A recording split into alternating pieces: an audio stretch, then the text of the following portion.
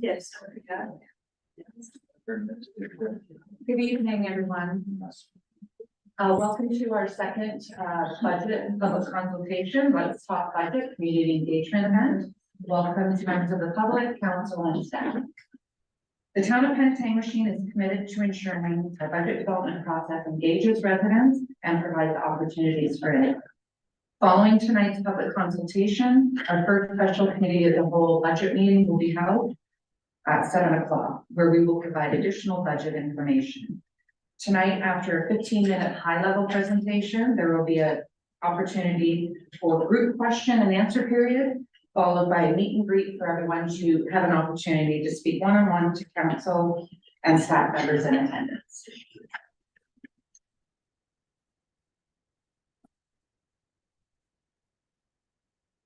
So a summary of our 2024 budget, draft number 1, and how we got to this point here this evening. We did start the process in May with our 2024 budget timeline. In June, we presented our 2024 budget goals and objectives report to council. Staff were directed to bring forward a draft budget with no more than a 3% increase, and also to bring forward options of up to 3% for service level increases. July through October, staff developed their departmental 3-year operating budget and 10-year capital plans. Management team budget meetings were then held to refine the budget as directed by council. November 1st, we held our first Let's Talk Budget public consultation, tonight being our second, and as I mentioned, the rest of the process will continue on with a special committee of the whole budget meeting this evening at 7 o'clock. As well, there will be another special committee of the whole budget meeting December 6th, where we will present draft 2. We anticipate budget approval at our council meeting on December 13th, where we will present the final draft. Currently, our draft operating budget is at 5.5%, a net increase of $682,000. $287,000 or 2.3% is an increase to our operating budget. About $85,000 or 0.7% is an increase to our capital investment. $310,000 or 2.5% is going to be presented later on this evening for staffing related to increased service.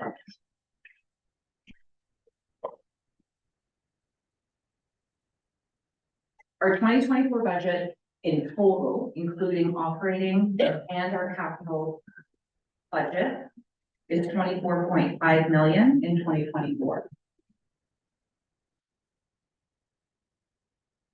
That would be funded by all sources. So that would be from taxation, reserves, subsidies, debt, etc.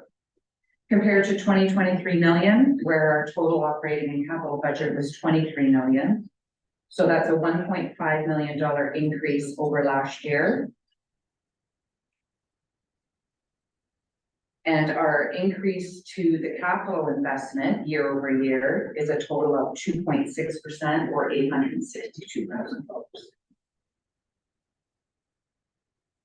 This slide just shows the departments and where our total operating budget lies in terms of the largest investment. Transportation and environmental services at 33%,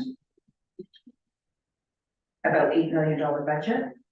And then finance and corporate services at about 24% in 2024, almost $6 million.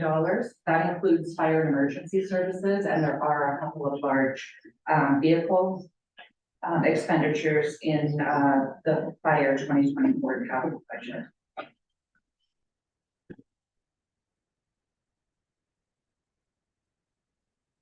The 2024 operating budget, tax supported only, is $13.1 million. Compared to 2023, the taxation operating budget was at $12.4 million. The difference between the two being 5.5% for the $682,000 that I previously mentioned. 3.7% for transportation and environmental services, includes transit, and the increase over the prior year is 3.7%. Finance and corporate services is steady at about just $4.2 million, and it's the similar level of investment for that department compared to 2023. The other departments, policing, recreation, community services, planning, development, and library, are all pretty well similar to 2023 levels. The 2024 budget, rate supported, which is for water, wastewater, and building divisions. So they are financially self-supporting through their rates and fees that they charge. The total 2024 budget for those three rate supported departments is $4.5 million. The exact same total of 2023.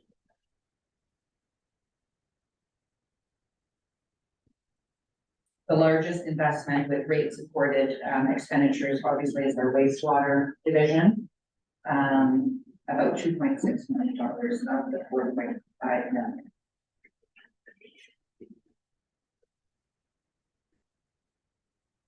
The 5.5% year-over-year increase, $682,000. This slide just shows, I'll go through a few of them, but this slide shows the major drivers on some of the year-over-year budget changes and the taxation impact from some of the items, most of the items that we deal with every year in terms of impacts on our year-over-year budget increases. So similar to other years, major drivers of our budget changes are the salaries, wages, remuneration for council employees, boards, and volunteer firefighters. Some of those are guided by wage agreements within some of the unions that we have. Benefits, benefit increase year over year is $130,000. Public works vehicle expenses and materials and supplies is in total about $180,000 year over year. Transit, we're looking tentatively at a $70,000 increase year over year. IT upgrades, we are consistently increasing our investment in IT and security. This year, there's about a $50,000 year over year impact.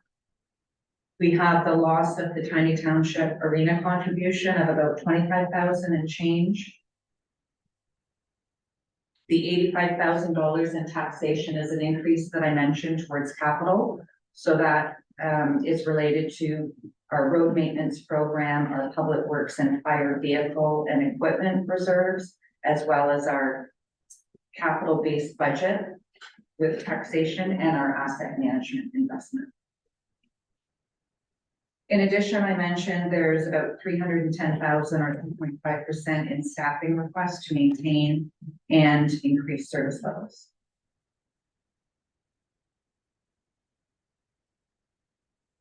Reductions to our budget year over year.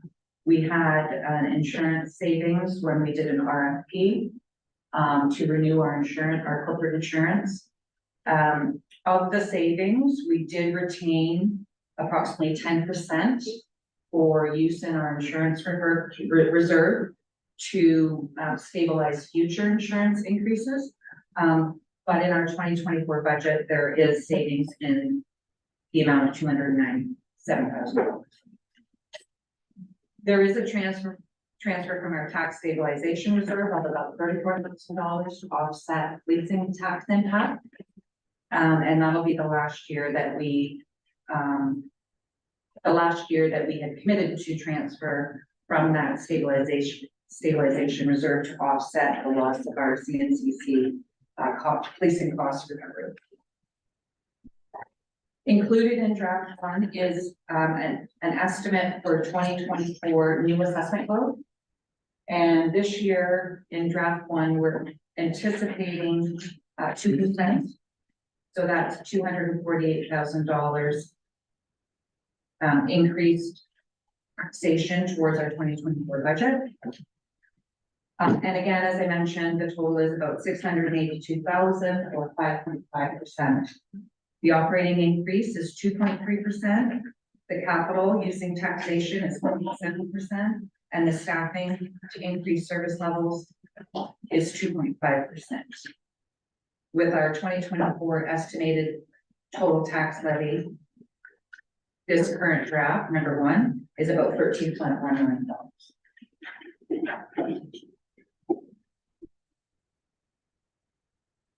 When we looked at our draft one taxation impacts and how it's going to impact year over year on our residents' tax bills, we've done an estimate here. And the 5.5% for total municipal taxation increase is estimated to be about $59 per $100,000 of CVA. Current value assessment, the median, according to MPAC, is $239,000. I did get an update today announced by the county. They are looking at a 3.7% increase in their tax rate, which would equate to, I believe it was just over $10 per $100,000 of CVA. So when you take into account the municipal tax increase currently of 5.5%, the county anticipated at 3.7%, which it doesn't show on there, but I'm just giving you up-to-date information. And education, we don't know the tax impact from that. The estimated total overall tax impact on residents' tax bills is currently at 4.7%.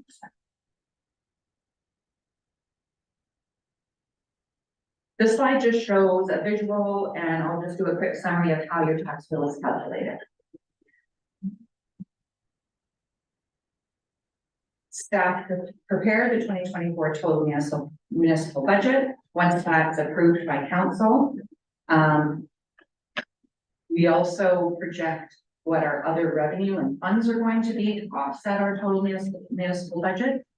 And the net difference is the total municipal tax levy. In this scenario, it's $13.3 million. When you take that municipal levy, which is what the town needs to fund the 2024 municipal budget and all the services to be provided, you divide it by the total current value assessment that we have within the town. 2023 figures is $1.2 billion in current value assessment, and you divide that into the total municipal levy required, and you come up with your municipal tax rate. The municipal tax rate is then applied to every taxable property in the town. In this scenario, we're using 239,000 as the median residential single family dwelling. And the average municipal portion of the tax bill will be $2,714 in this scenario. This is just a visual on how your municipal tax dollar is spent. We've got the same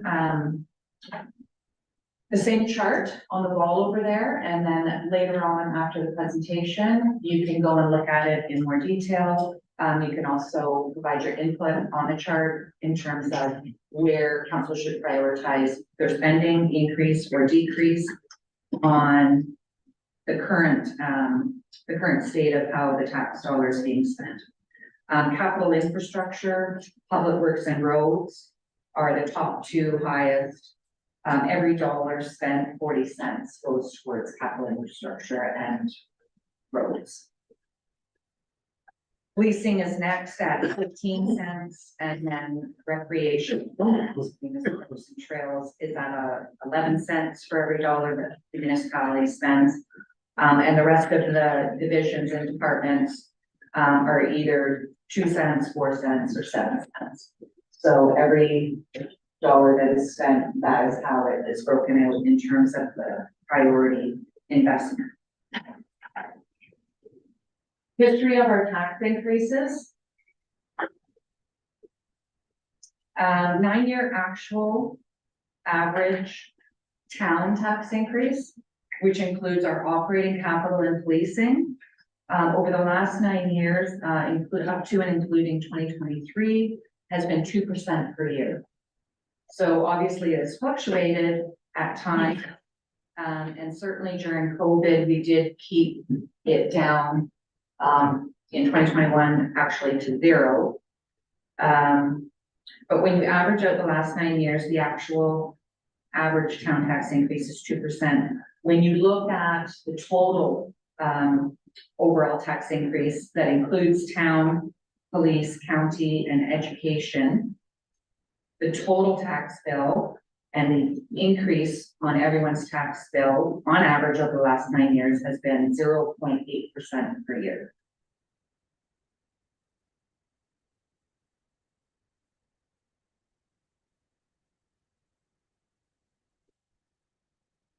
Our 2024 and 2025 total capital investment is $13.8 million from all funding sources. Around the room, we also do have our 2-year capital budget for every section in terms of their capital projects listed. We do request council's approval at the end of this process for 2024 and 2025 capital budget. The total capital investment year over year from funding sources is $9.4 million in 2024 and $4.44 million in 2025. And for both of those years, the highest investment is for public works at 52% and fire at 20%.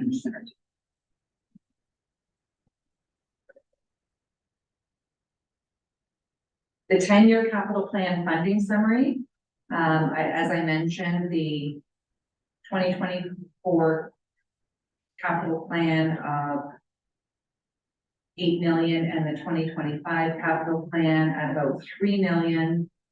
It just summarizes all the funding sources that we're proposing to use for those 2 years of capital and investments. It does show the 10-year total capital plan that we do for long-term financial planning purposes at almost $51 million.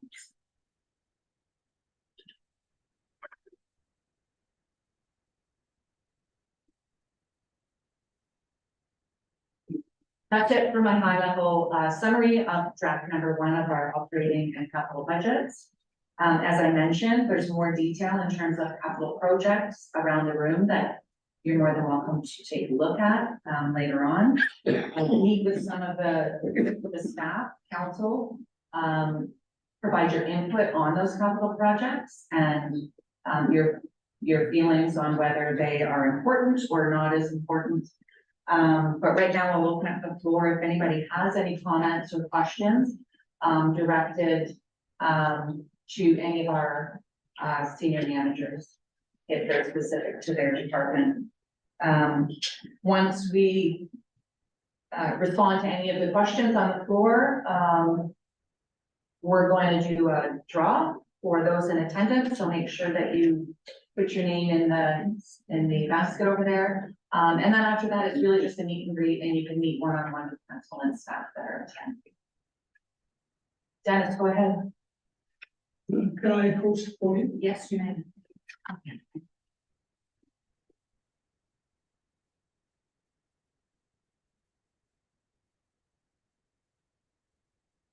Gary, just a couple of comments here. We've got a problem, a big problem. Town is spending beyond their needs, and their homeowner taxpayers are being pushed beyond the breaking point. What you're proposing to spend next year is completely out of step with reality. I would like to remind council that a significant portion of our homeowner population are on fixed incomes, many on meager pensions, disability supports, and social assistance. We are not affluent by any means. We take pride in maintaining our properties and supporting our town. And we all do our best to live within our means. When I engage with people in Penetanguishene, I see two realities. I talk to homeowners, young and old, struggling to make their ever-increasing mortgage payments and facing financial challenges they simply couldn't have foreseen 2 years ago. I also speak with seniors just hanging on from month to month, dependent on only their CPP and OAS, with little to no savings, struggling to find the money for even simple maintenance and necessary repairs that allows them to keep their homes. And I don't know if you've noticed, but our newest grocery store in town is the 4 center aisles at Dollarama. Food banks are now the fastest growing not-for-profit industry in Canada. And from necessity, too many of our own homeowners are becoming reliant regular customers. At the same time, I see the town year after year raising our property taxes, utility rates, and fees for every service available. Every year, just a little bit more, just a couple of bucks here and a few more dollars there. We cannot continue on our existing path of making home ownership in Penetanguishene harder to reach and harder to sustain. We are very misguided to think that we can spend our way into prosperity. When business and industry can't afford to do business here, and when residents can't afford to live here, the town becomes uncompetitive. And like a ghost town, we eventually disappear. Are we headed in that direction? It's a good question to ask. We need to take an entirely new and different approach to developing our budget. For starters, we need to move away from the notion and the past practice that automatically, where we leave off at the end of this year, stays the same and becomes the base in the new year that we just build on. Every budget line, every item, every proposed dollar spent needs to pass the value for money test. If it's not critical, a must-have expense, then there needs to be explainable and defendable rationale for that. And that the public would be okay with. But if the proposal is discretionary or a nice-to-have expense, then there better be a convincing argument as to how that expense truly benefits those who can't afford it. It's that simple. And you would be amazed at how much from our current spending levels we can save without needlessly adversely impacting our services. Here are just a couple of areas that we need to seriously question.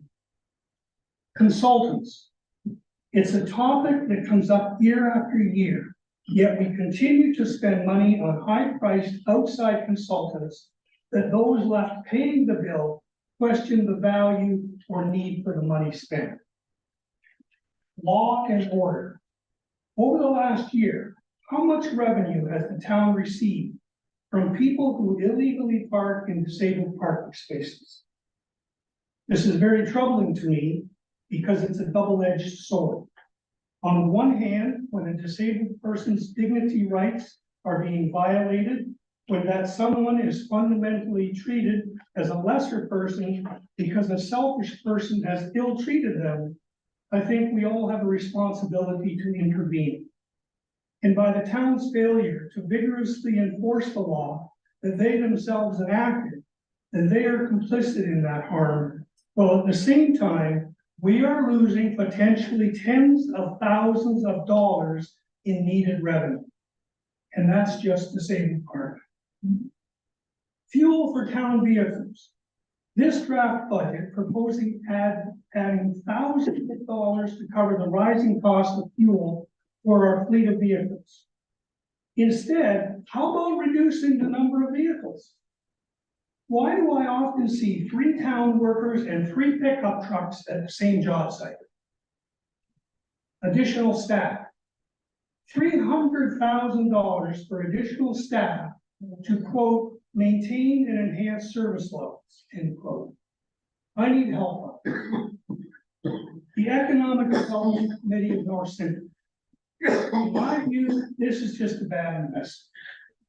The annual Association of Municipalities Conference, or AMO as it's referred to, take a page from Tay Township and stay home.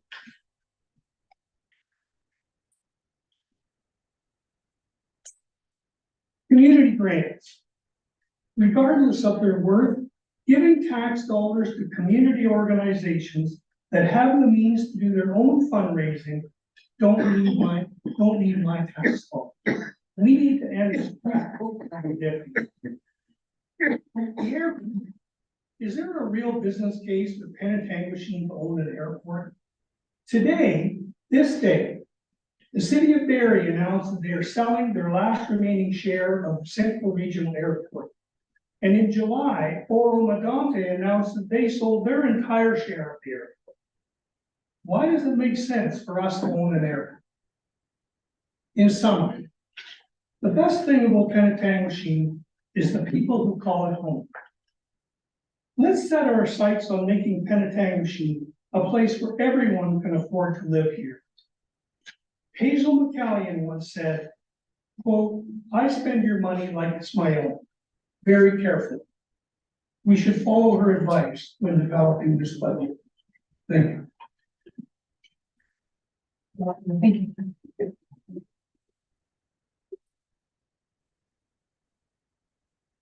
Is there any other questions or comments?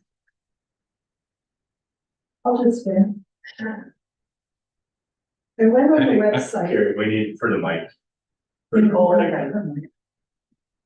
Okay. They're like 2 minutes. We hear you. I went on the website for Suzanne McCrimmon. She's our Economics Development Director of North Simcoe. And she brought a lot of information that I hope everyone will research and look at. Our total population, 10,077. Our median household income, that's if we're working, 74,000. I looked at the ages. We have 10,090, only because 85 was plus. Up to the age of 50, 4,805.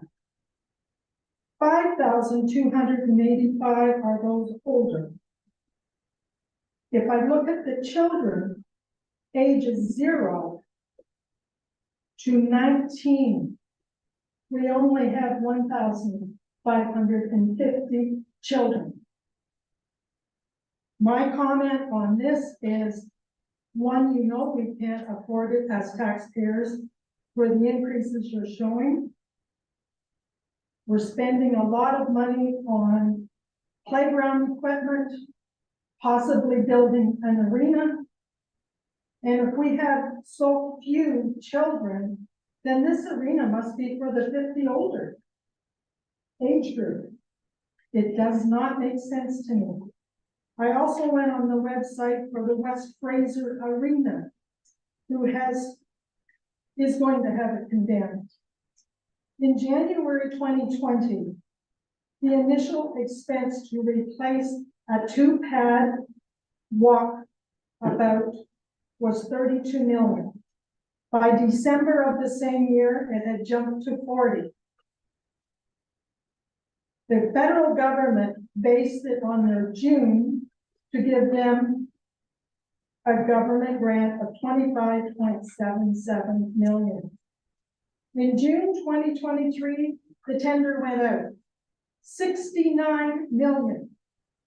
And they were told, if you don't do it now, it's gonna cost them 45 million next year. Please go on the websites and look at that. It scares the living bejesus out of me of what an arena is going to cost for so few people to be able to access. Thank you.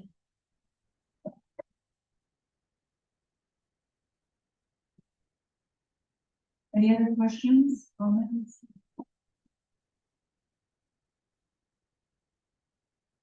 Seeing none, we'll wrap it up and,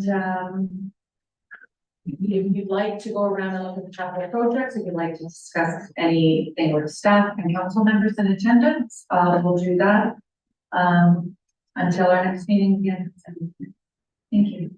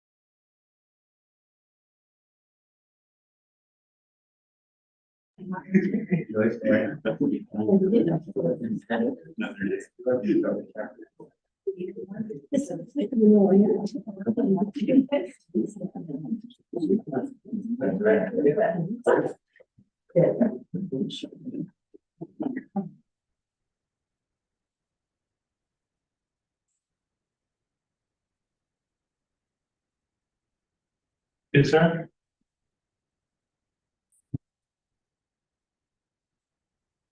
Council, good evening, members of the public, to our special committee of the whole meeting on Wednesday, November the 15th, 2023 at 7 p.m. Before I move on to the approval of the agenda, I'm just going to ask that we should take a minute of silence. Last week, our friends and neighbor lost their deputy mayor and Jack Collins. So I'm just going to ask that we have a moment of silence for Jack.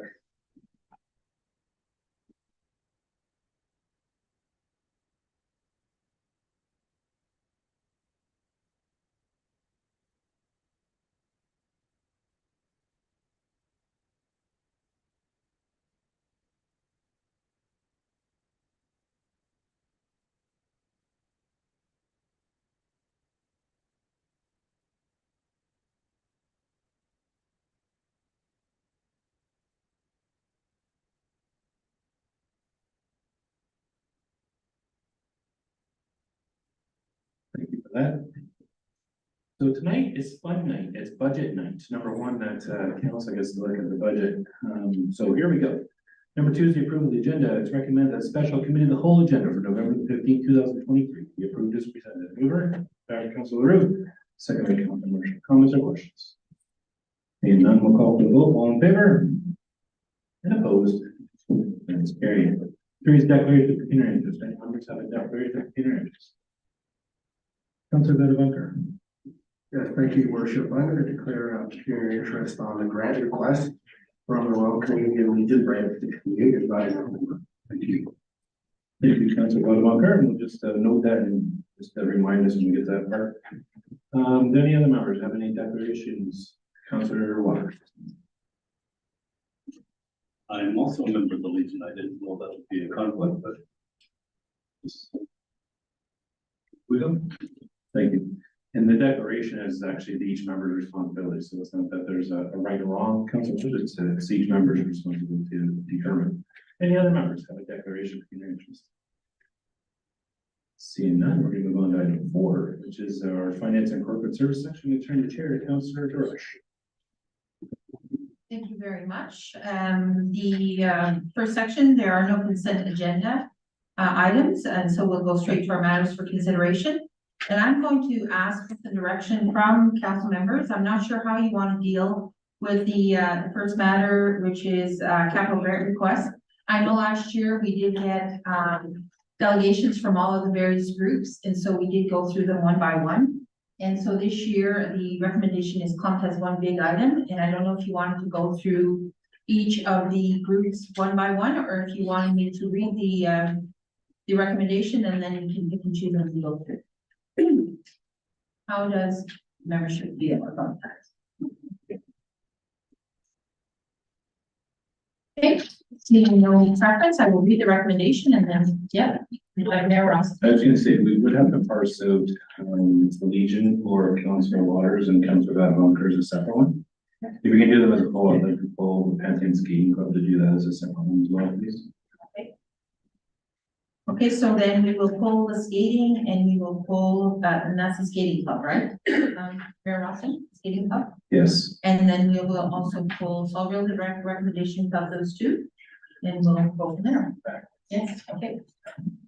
I'm just wondering if we could, it's in the last item. And funding that kind of promote fundraising efforts, I just want to understand why is that in our budget? With the ramifications of that.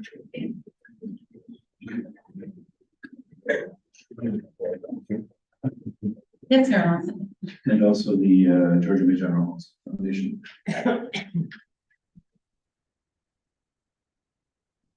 Okay, are there any others that wish to pull an item to discuss further? Being none? I will, yes, absolutely. Thank you, Madam Chair. Just a question, is it our standard procedure to invite the requester to come and make a presentation, or is this done by exception?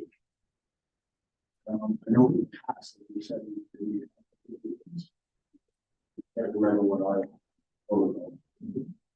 I think we would have to ask, maybe the clerk to know if this was directed by the council, which I don't believe it is, but it may be that we decided to do it this way this year for a reason.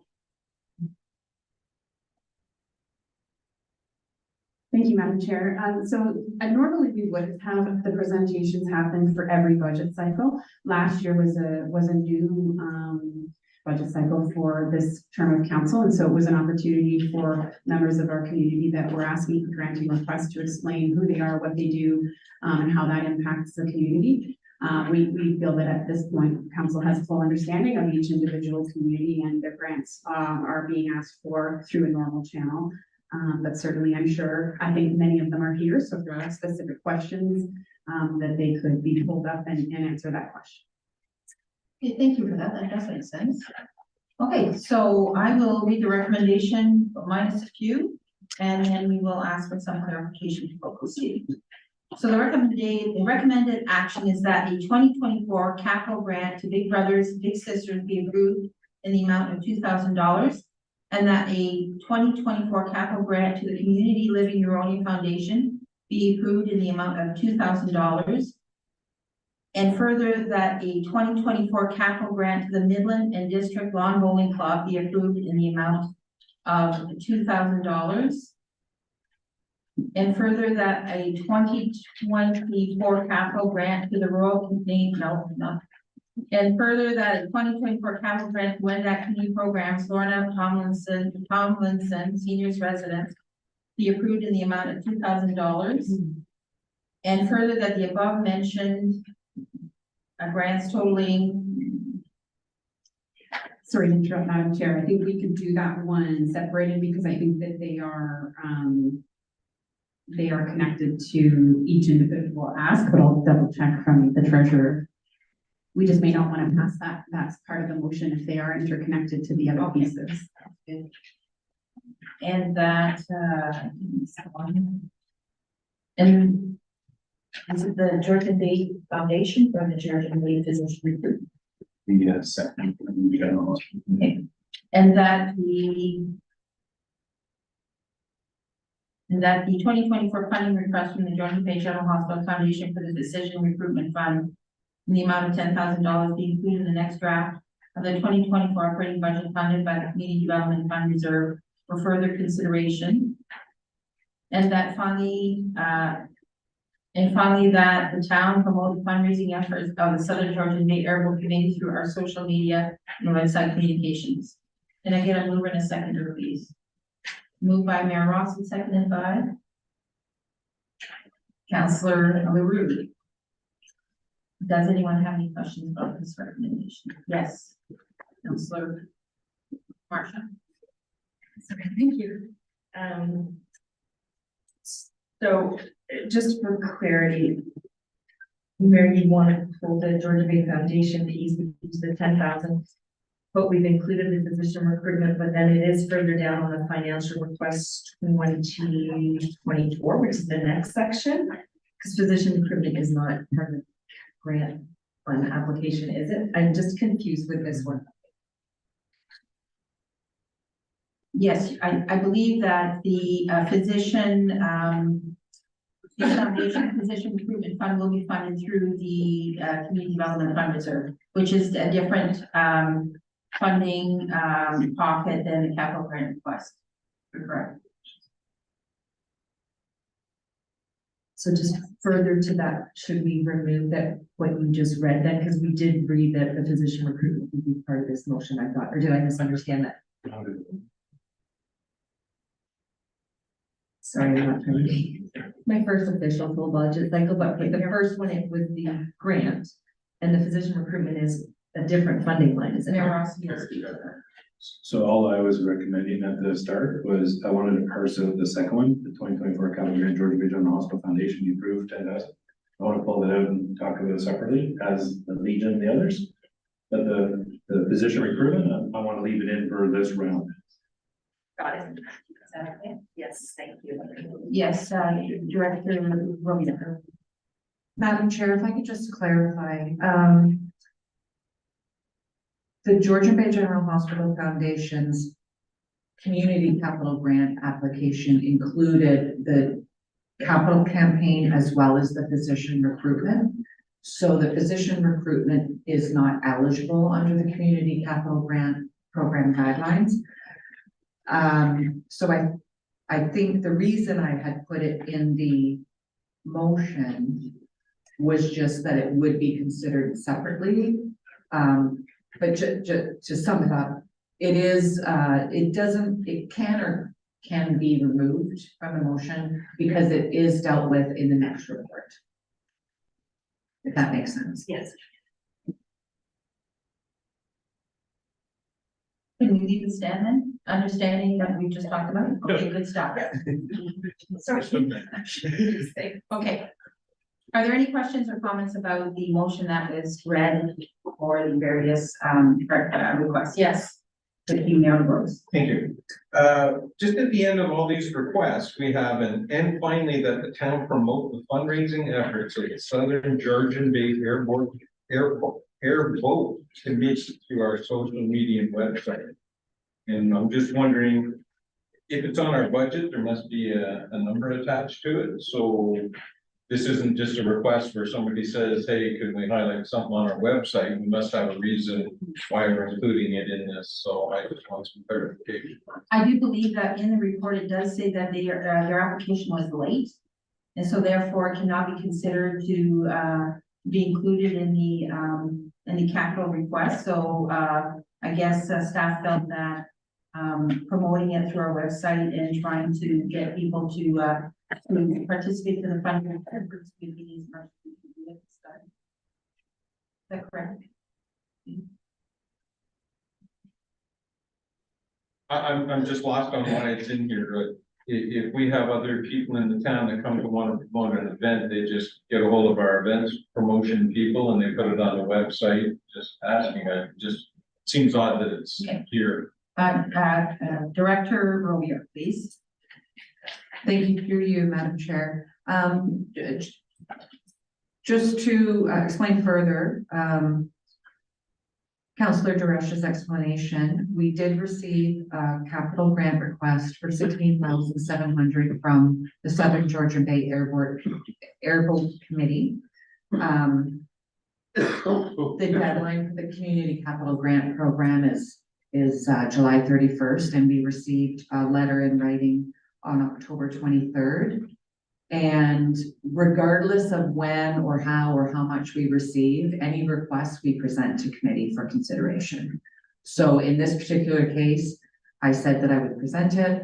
Obviously, $83,000 plus this late one was received in capital grant requests. So we have a $25,000 community capital grant program. We are presenting it because it was received and addressed to council. And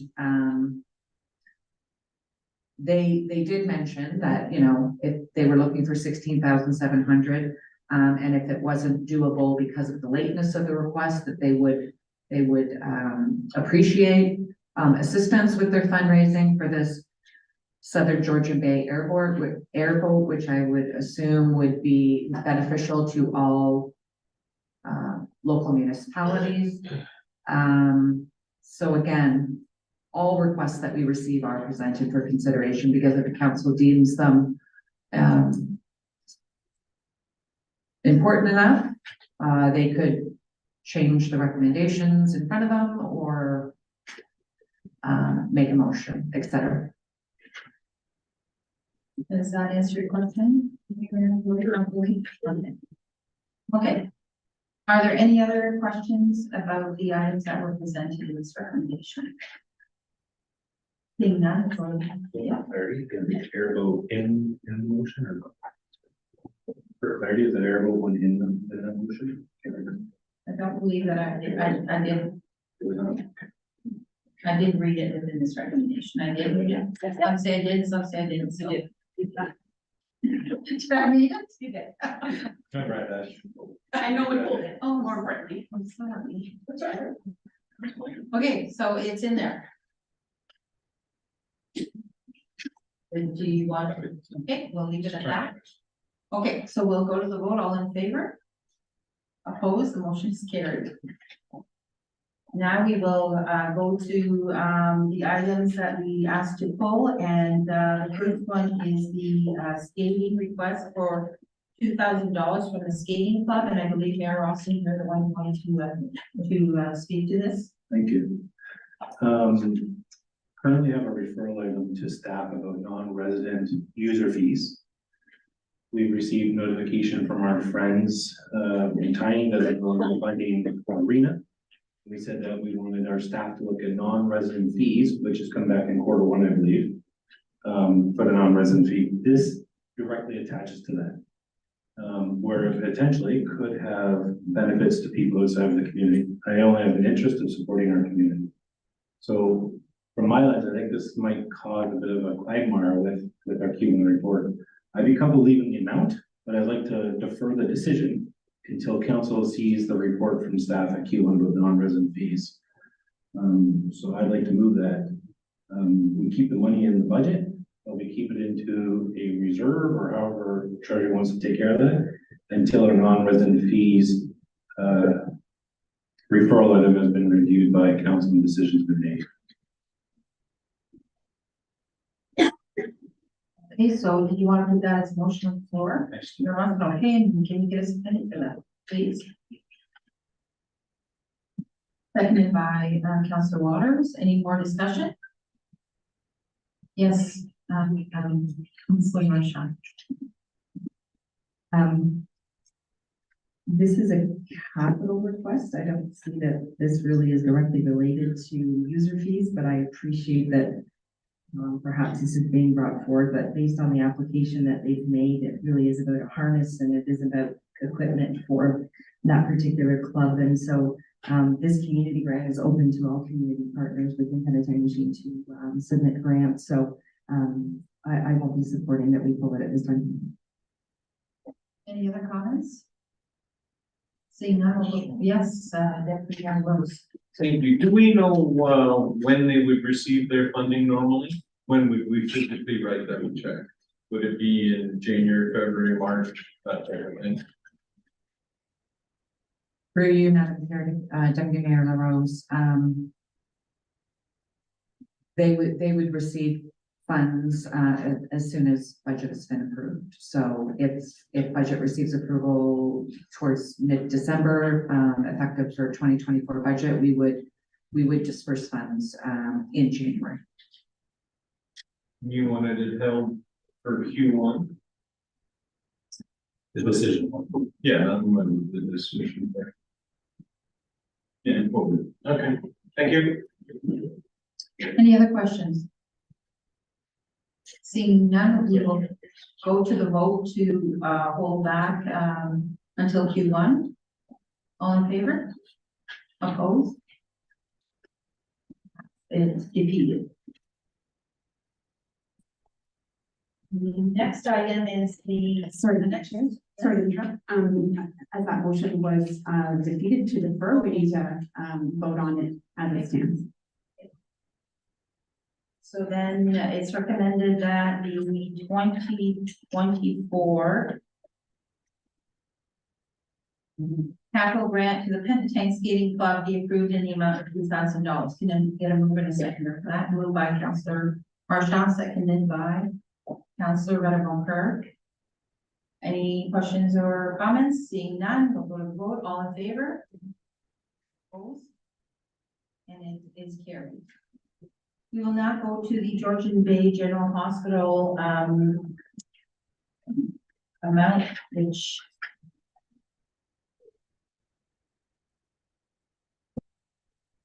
it is that the 2024 capital grant to the Georgian Bay General Hospital Foundation received an amount of $10,000. And I believe Mayor Rossi has spoke to that. So I'll start by saying not anti-hospital. I'm going to ask that we respectfully decline this request. The County of Simcoe, through the Hospital Alliance funds capital request to all hospitals in Simcoe County.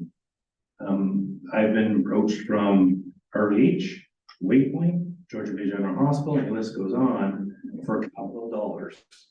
And all hospitals are under the same path that all capital requests are to be funneled through the county of Simcoe. And it's to be dealt with through the general manager of health and social services through the hospital alliance. And we're creating an uneven playing ground where all the hospitals are working with the lower tier and going to the upper tier. The best place for this to happen is at the county of Simcoe. The county of Simcoe should be managing and supporting this. We'd be happy to, myself and Doug Mayor, be happy to, we'd be happy to increase our piece that we want to levy towards the hospital alliance, but hospital requests need to be done in a coordinated fashion through the county of Simcoe. So I know the importance of this, I know the importance of healthcare and building the capital, but it's a big number. And every hospital in Simcoe County wants money, we need more. We really need to leverage the work and support from the county. So this is not anti our local hospital, this is, let's provide more ability through the county. So I'm gonna respectfully request that we decline this. And can we get a second for that? Seconder? Yes, yes. Sorry, Madam Chair, I don't believe, did Mayor Montfrosson move that motion? I think it was just comments, right? Yeah, it's just comments, I'm just I'm sorry. requesting we decline as a motion, Okay. just, As a motion to decline the payment. well, the motion is already here, Okay. I'm just saying. Oh, to vote Left against hand it. vote Got it, here, got it. let's I'm vote. sorry, got it, yeah. Got it, so then we will get a mover for that, for the actual motion to, we're going to vote on, that the 2024 capital grant to the Georgian Bay General Hospital Foundation should be approved in the amount of $10,000. Madam Chair, Yes. before we go there, could I put a question to the mayor? Sure you can. Your worship, the funding from the county, is there funding for operations or is it for capital? Thank you, Councilor. Capital. And we've been working hard on increasing that capital expense because all the hospitals working together want more, but it's for capital. So can I get a mover to that recommendation that was read that we provide the $10,000 to the Georgian Bay General Foundation, Hospital Foundation? Can I get a mover for that? Seeing none, then I would say that the motion is defeated. The next item is with the Royal Legion, that's correct. So we have a recommendation that the 2024 capital grant to the Royal Canadian Legion Branch 68 be approved in the amount of $5,000. Can I get a mover for that, please? Moved by Councilor LaRue, seconded by Mayor Rawson. Noting that we do have two declarations of conflict, which is Councilor Waters and Councilor Walker. Are there any comments on this recommendation? Yes, Councilor LaRue. Madam Chair, I believe that the benefit and the good that comes from the Legion here in Benedict Sheen certainly is deserving of this grant. So I certainly the reason why I'm moving it, and I hope that it carries. Thank you for those comments. Any other comments? Seeing none, all in favor? Opposed? The motion is carried. I believe this is here in this section, unless I have forgotten one. Now, the next item for discussion is the 2024 financial requests. Finance report 2023-37. And again, we have various items. Before I read the recommendation, is there anything that we want to pull for separate discussion? Yeah. Okay, so we'll do them one at a time then. So the first, it's recommended action that the 2024 financial,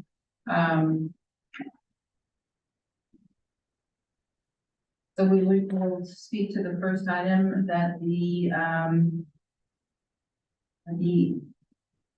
$554,789 be dedicated for the Penetang Machine Public library, and that it remain in the 2024 budget for council consideration.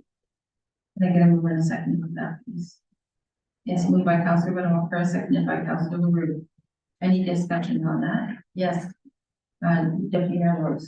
Thank you, Madam Chair. Just a question through to Carrie. Is that the most updated number? Because I know at the library board, we just changed our budget, so I didn't know if you had, is that the new number or is that, the non-updated number? It is, through you, Madam Chair, to Deputy Mayor LaRose, it is, draft number 1. No changes have been made, I guess, since, the library CEO has contacted me about some changes, so they will go into draft number 2.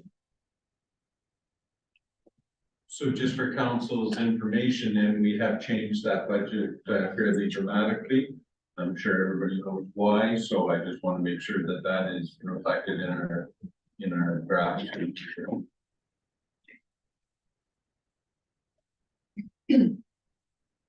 Yes, Mayor Lawson.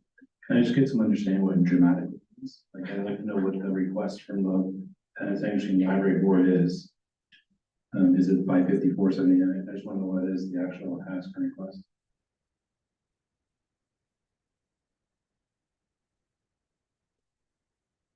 For you, Madam Chair, Mayor Rawson, I don't have any, updated figures for draft 2 yet.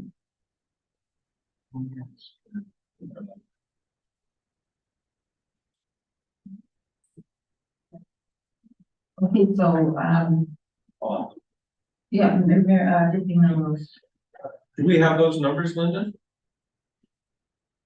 Just to help us get through the next 5 minutes. Around bigger. So Linda, can we ask you for a moment, please? And to press that little button until you see it go green, then we can all hear. sorry. So this is just a rough figure, if I'm not carried. So the operational budget would be, the ask is 500, what I have is 516. Correct. If I look at my sheet here. So it's about 516,650. 516, thank you. Sorry. Thank you.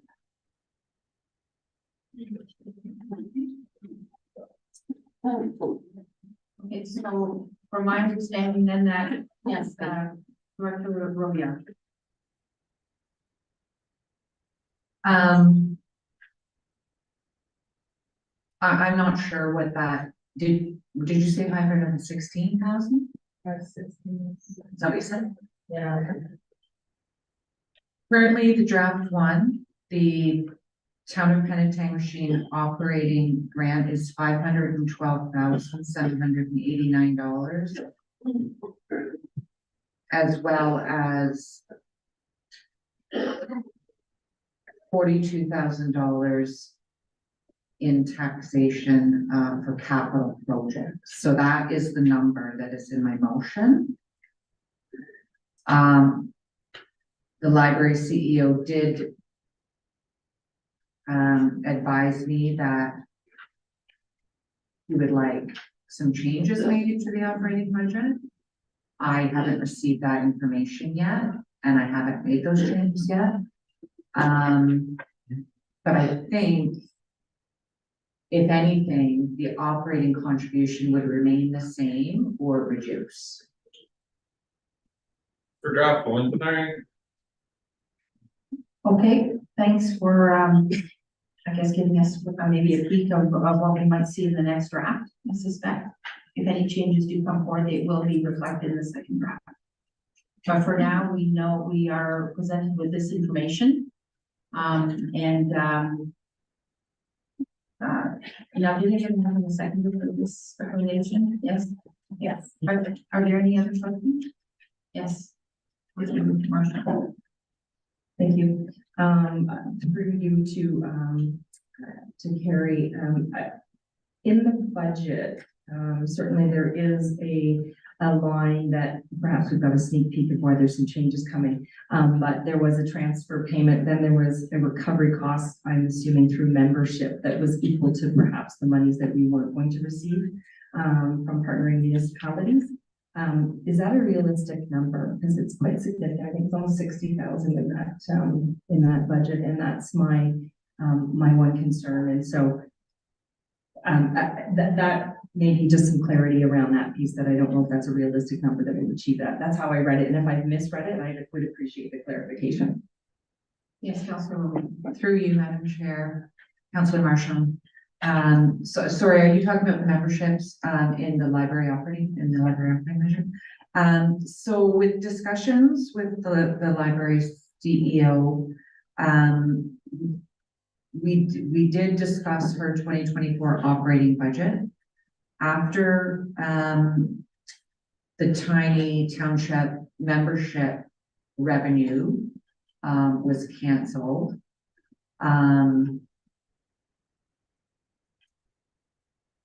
Changes were made so that the town of Penetanguishene grant did not fund the loss of that revenue, which is why you see in draft 1 that it's membership revenue.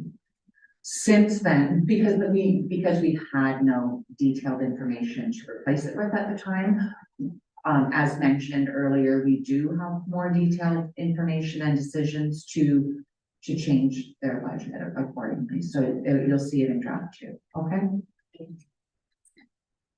Okay, thank you. Yes, Councilor Waters.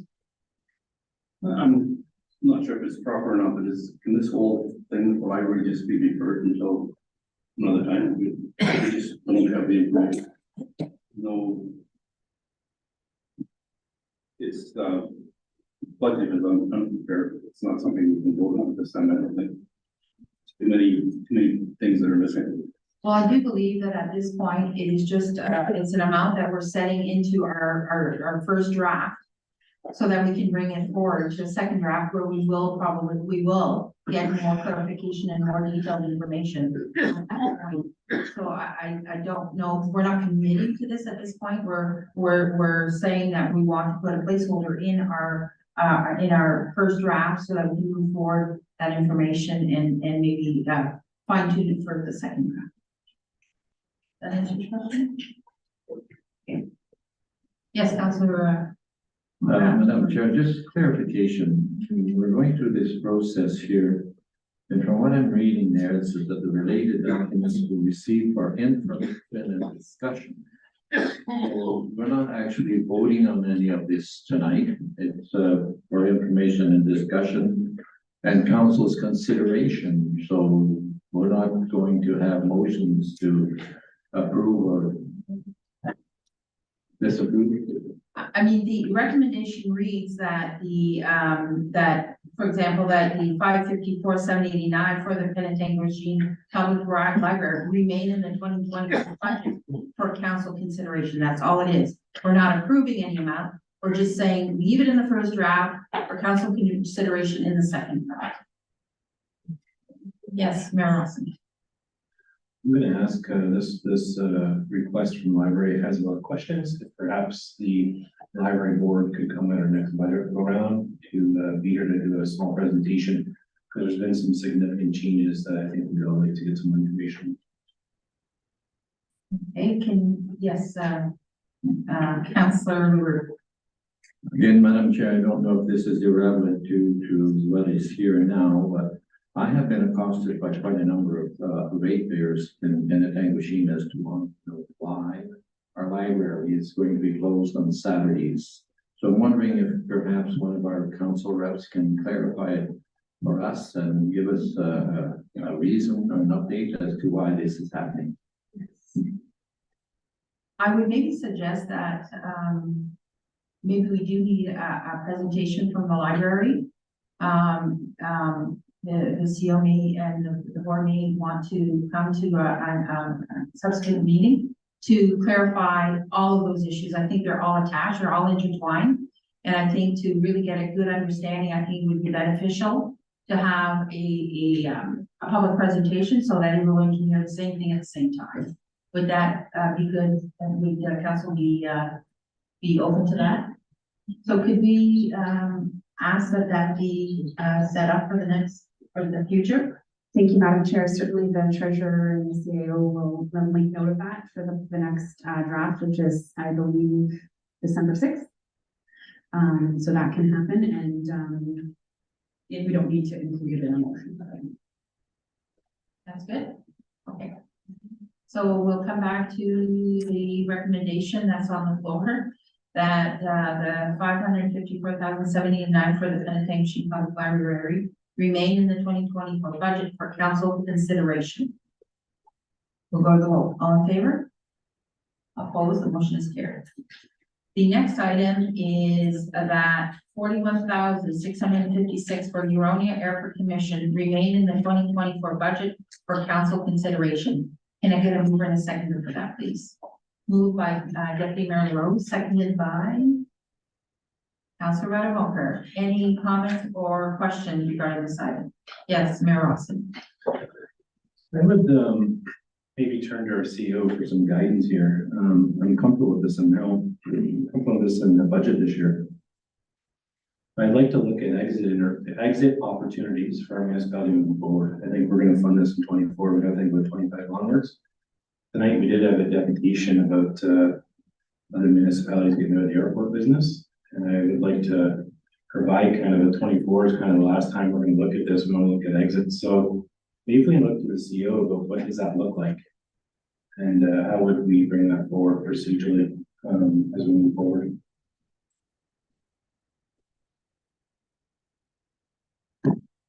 Through Madam Chair, I think there's a couple ways we could accomplish, I think what the mayor is trying to accomplish. But ultimately, I think what it would require is a future staff report.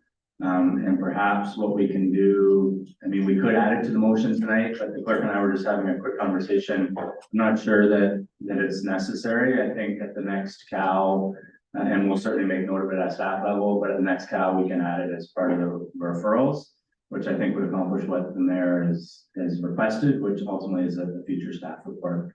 Madam Chair, I think that's probably the best from staff's perspective in terms of from a process angle. Is that satisfactory? Yeah. Yes, okay, thank you.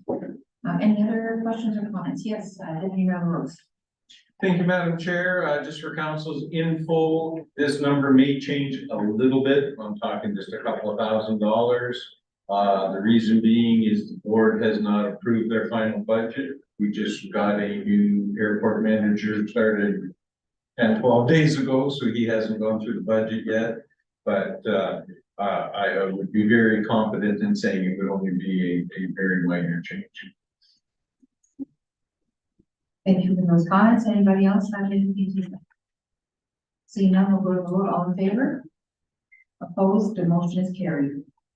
The next item is regarding the economic development Commissioner North Central, and it's working that $7,338 for economic development for Commissioner North Central remain in the 2024 budget for council consideration. And I get a mover and a seconder for that. Moved by Councilor LaRue, seconded by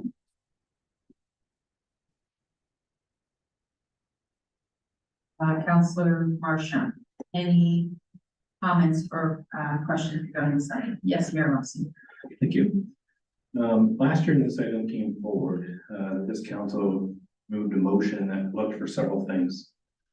We looked for you guys, an update to the funding formula, change the governance structure. There's been some work done at this organization. There's some new forward momentum. But I still have some concerns. What I'm gonna suggest is the amount remain in the budget, and we can leave it in a reserve fund. But I'd like to maybe look to our CEO again at some options for this as we move forward. Again, I don't think we got all the rules from last year's motion and when we funded, and I'd like to hear more from the CEO, but what does that look like as options as we move forward? So I'd like to, maybe we'll turn to the CEO or the clerk's the other one to craft this one, but I'm comfortable with the money. I just want to not hand it out until we know what the next steps look like after review. So would you like to have them also come and delegate No, you would like to get a report from staff to do exactly what are you looking for staff to bring forward in this report? So I'd like to leave the 78,338 in our budget, but I'm not sure if we want to give that to this organization. I'd like to hear from the CEO, what are our options? So perhaps, that might be our own economic development officer. Maybe it's a shared partnership with the township of Tiny, the town of Midland, the county of Simcoe. I think there's other options, but I want to look at those other options, but I'd like the CEO to look at that and come back and tell us what that looks like. They can be, yes, Thank you, Madam Chair. Just for clarity, I think what I'm hearing, and please correct me if I'm wrong, Your Worship, is you would like to keep $70,330 in the budget for economic development, not necessarily for the Corporation of North Simcoe.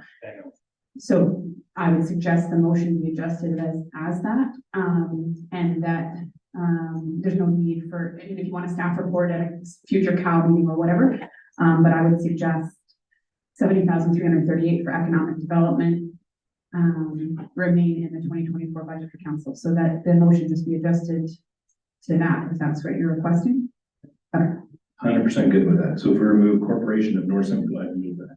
so then you will put that motion on the floor as an amendment? Yes, and can we get a seconder for that amendment, please? If you're on the rules. So on the amendment, are there any questions or comments? Seeing none, we'll go to the roll. All in favor? Opposed? Carried. And we need to deal with the other one.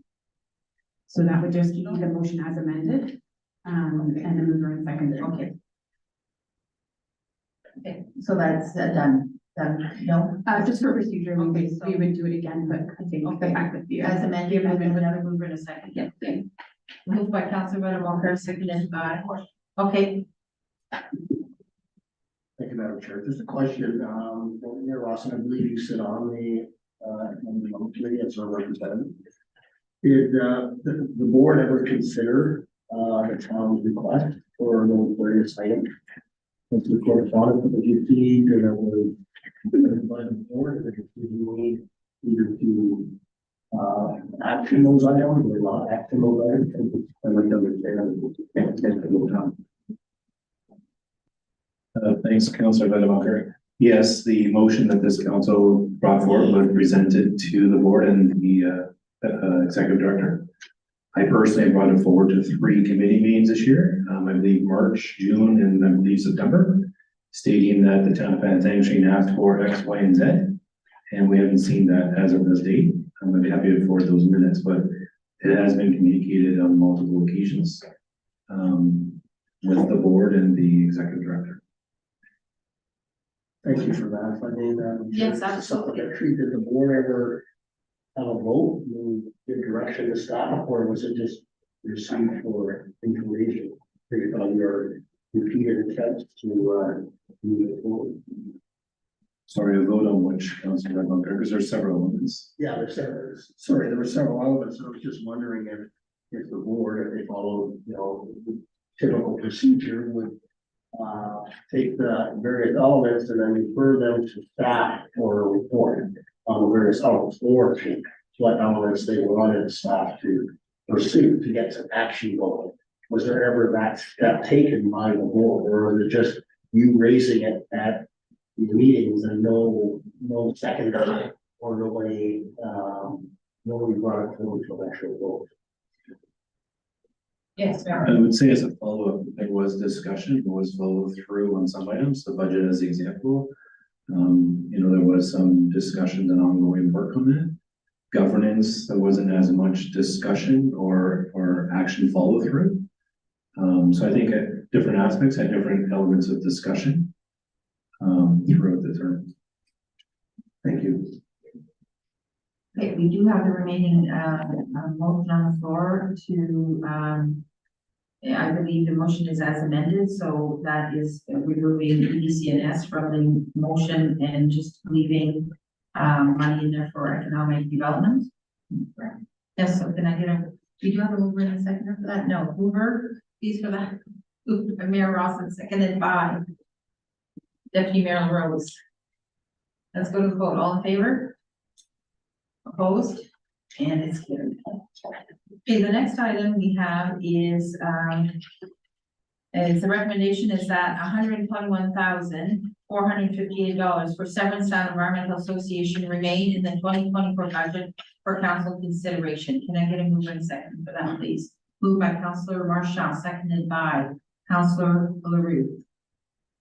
Who would like to start the discussion? Yes, Deputy Mayor LaRose. Thank you, Madam Chair. Just a little bit further along in our agenda, we have an additional $12,000. Is that true? And I was just wondering why that's not together or what the 12,000 is like. Yes, Director Royer. Through you, Madam Chair, to Deputy Mayor LaRose. Similar to the way we presented these financial requests last year. Council gives us budget guidelines to bring forward in our first draft. So as staff and departments, we work hard on our own budgets, and obviously we have to come in at a certain directed level of budget increase as directed by council for our budget guidelines earlier in the year. So what I've done with, similar to last year as well as this year, what I've done is if any of the requests were over 3%, I put them in the budget at 3%, and then anything outside of that would have to be an increase to the taxation impact that we were directed to bring forward. So in this particular case, it was 13.4% increase. Similar to the Victoria Airport, I didn't receive a 2024 budget request from them, so I just put it at 3% for that one as well. And that's just based on the tax funded financial requests that are in this report. Thank you for that. Does that answer your question? Just one, Madam Chair. So they were asking for a 13.4% increase. You added 3% on to what it was last year, and the difference is this $12,000. Is that correct? Okay. So my question then is, I think it's Suzanne or Councilor Marshall that's on that. Yes. Can we get a little bit of clarity for the extra 12? Councillor Marchand. In terms of the clarity, I think that's what our treasurer just explained in terms of the differential, in terms of when the. Okay.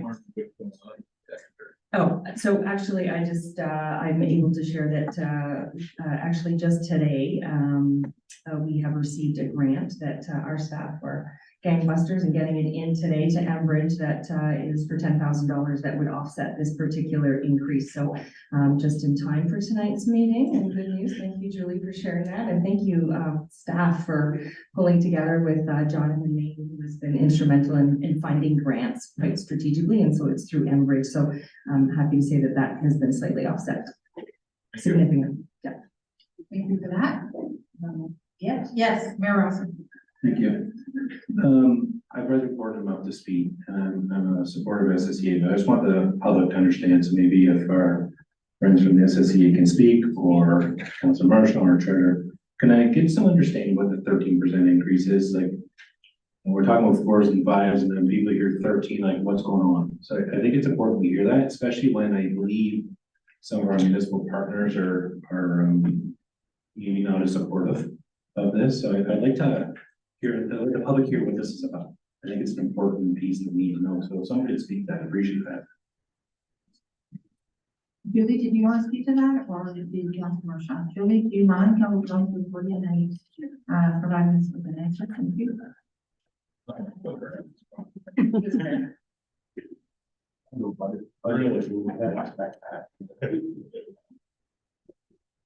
Thank you, Madam Chair. Can you, your worship, clarify then, you're looking for an explanation for the 12%?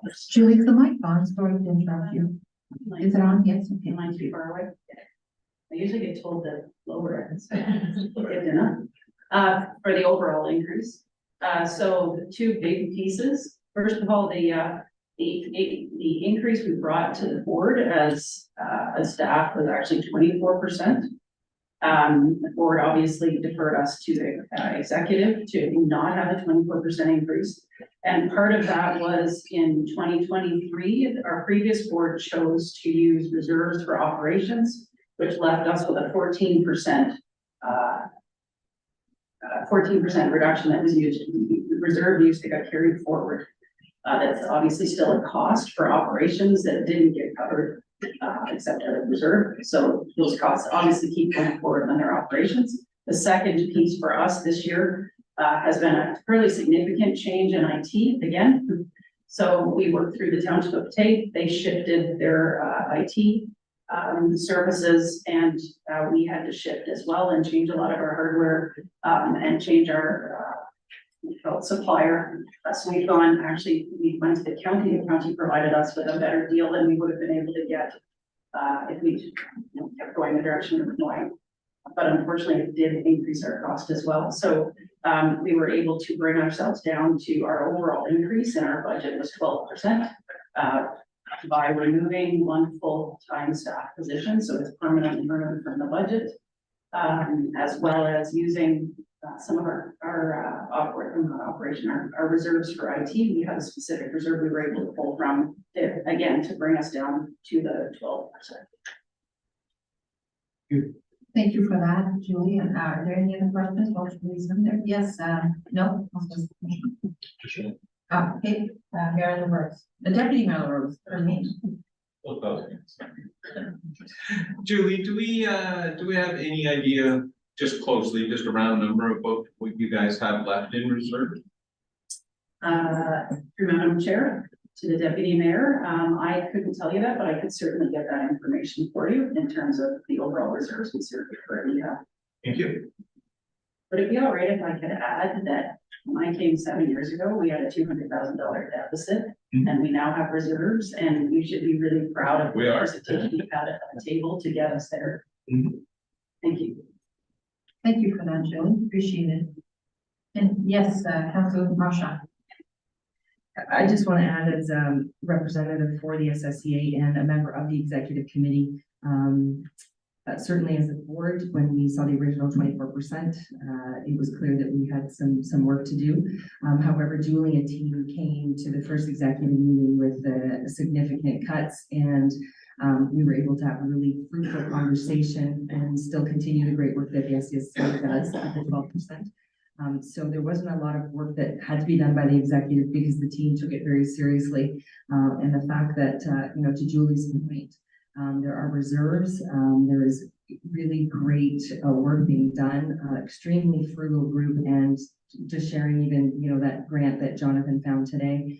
He continues to dig and find really great funds that are available to help our environment and protect our water. So I would just say, continue the great work, because they certainly work really hard for what they do. And we did strategic planning, and this strategic counselor, thanked staff because they went and actually did all of the interviews on their own, as opposed to using a consultant and paying more fees. So it just goes to show the commitment as well. Thank you for those comments. Thank you, Julie. Thank you. Okay, seeing any more comments or discussion on this item? Seeing none, we want to vote. All in favor? Opposed? The motion is carried. The next item is a recommendation that $12,500 for Cultural Alliance remain in the 2024 budget for council consideration. Can I get a mover and a seconder for that, please? Moved by Councilor Buttermore, seconded by Councilor Marchand. Any questions or comments on this item?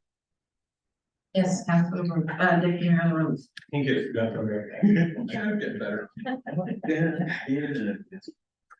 Just one question, just because we were doing the other ones like that, was that their 3%? Or was it more than 3%? Through you, Madam Chair, to Deputy Mayor LaRose, that one is not, that wasn't anything that was the request for 12,500. An increase of $2,500 over last year. However, they had never asked for an increase in prior years. It's always been 10,000. And also it's not a taxation item. It's funded through our Community Development Fund Reserve, just to show you the differentiation between that and the other tax supported requests. Thank you. Any other questions or comments? Seeing none, we'll go to vote. All in favor? Opposed, the motion is carried.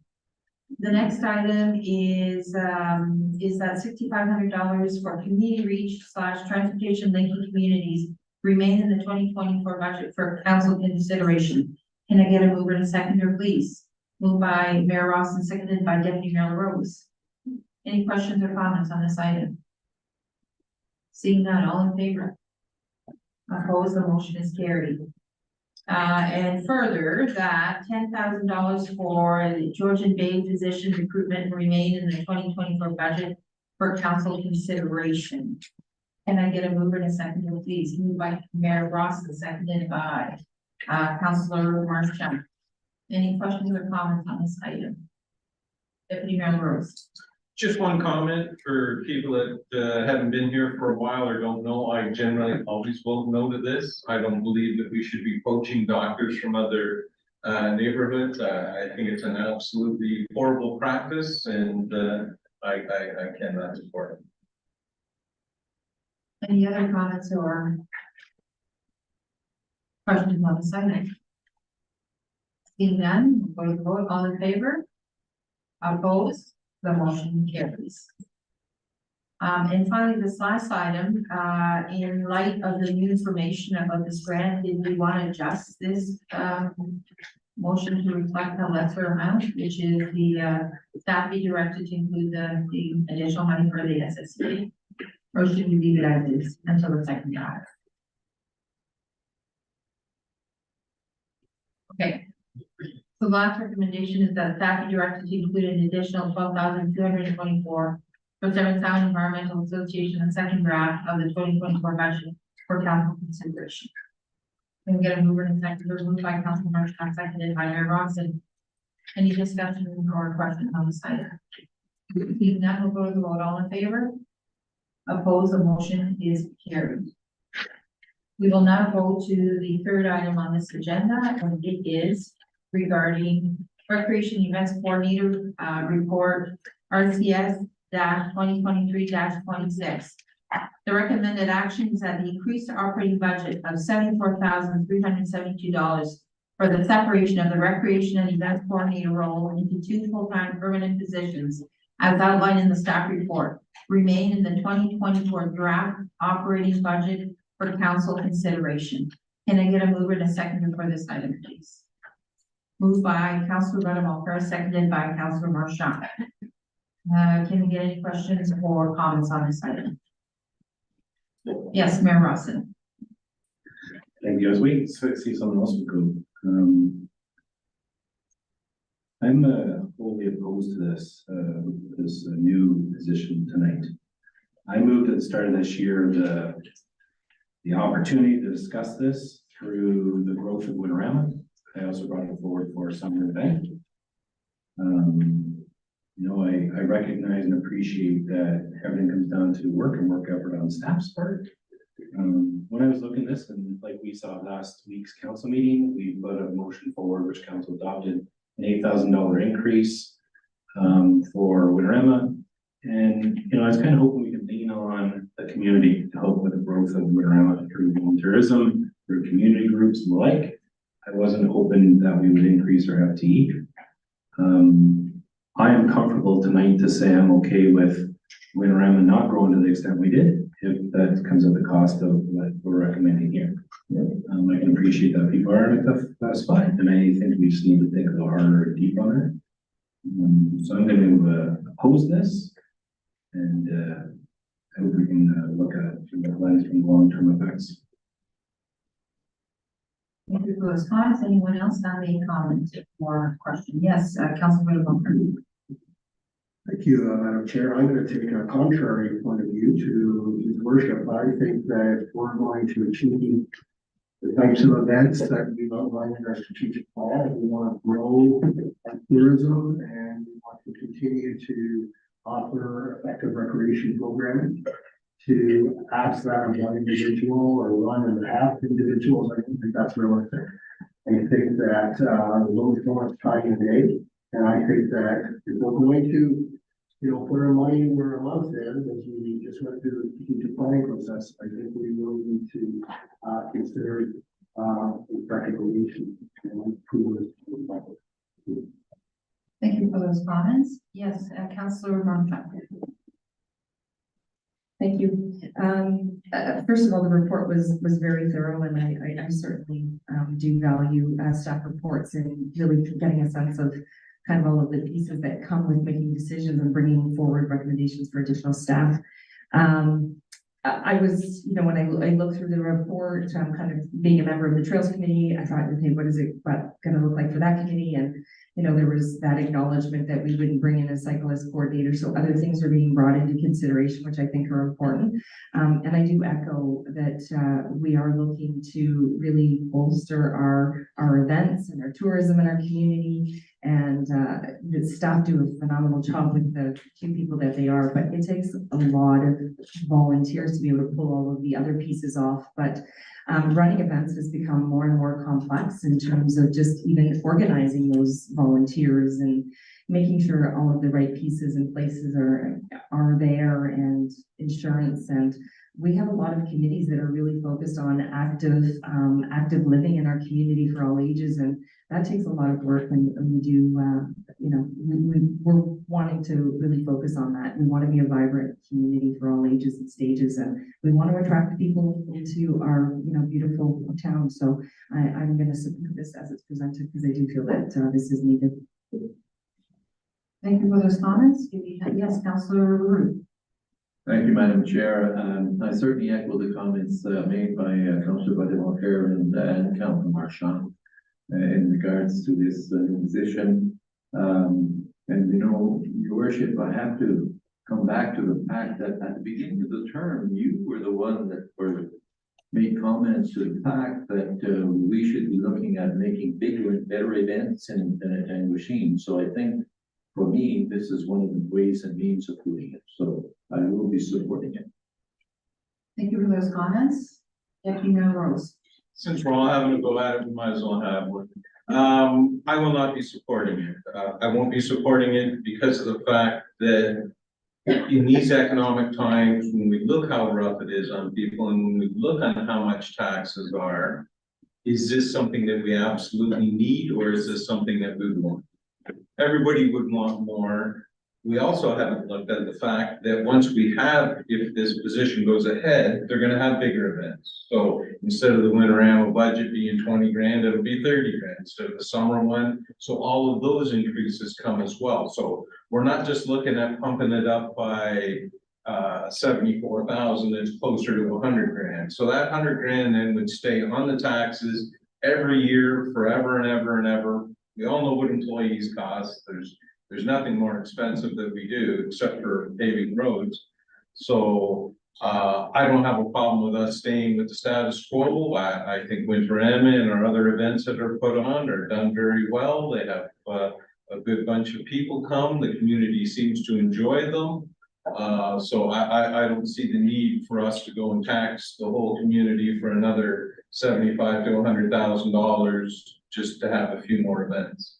I would rather see it being built from the outside in, where people that want to do these things, and then they come to the town and say, hey, we have a good idea, we want to run a new event, we can kick them in some cash to get them started, but to pop it all in at once is not for me. Thank you for those comments. Are there any other comments? Yes. Councillor Waters. I guess I'll have to talk to them. Pretty much I'm gonna agree with the deputy mayor. Although I think we need to really do something to get more volunteers.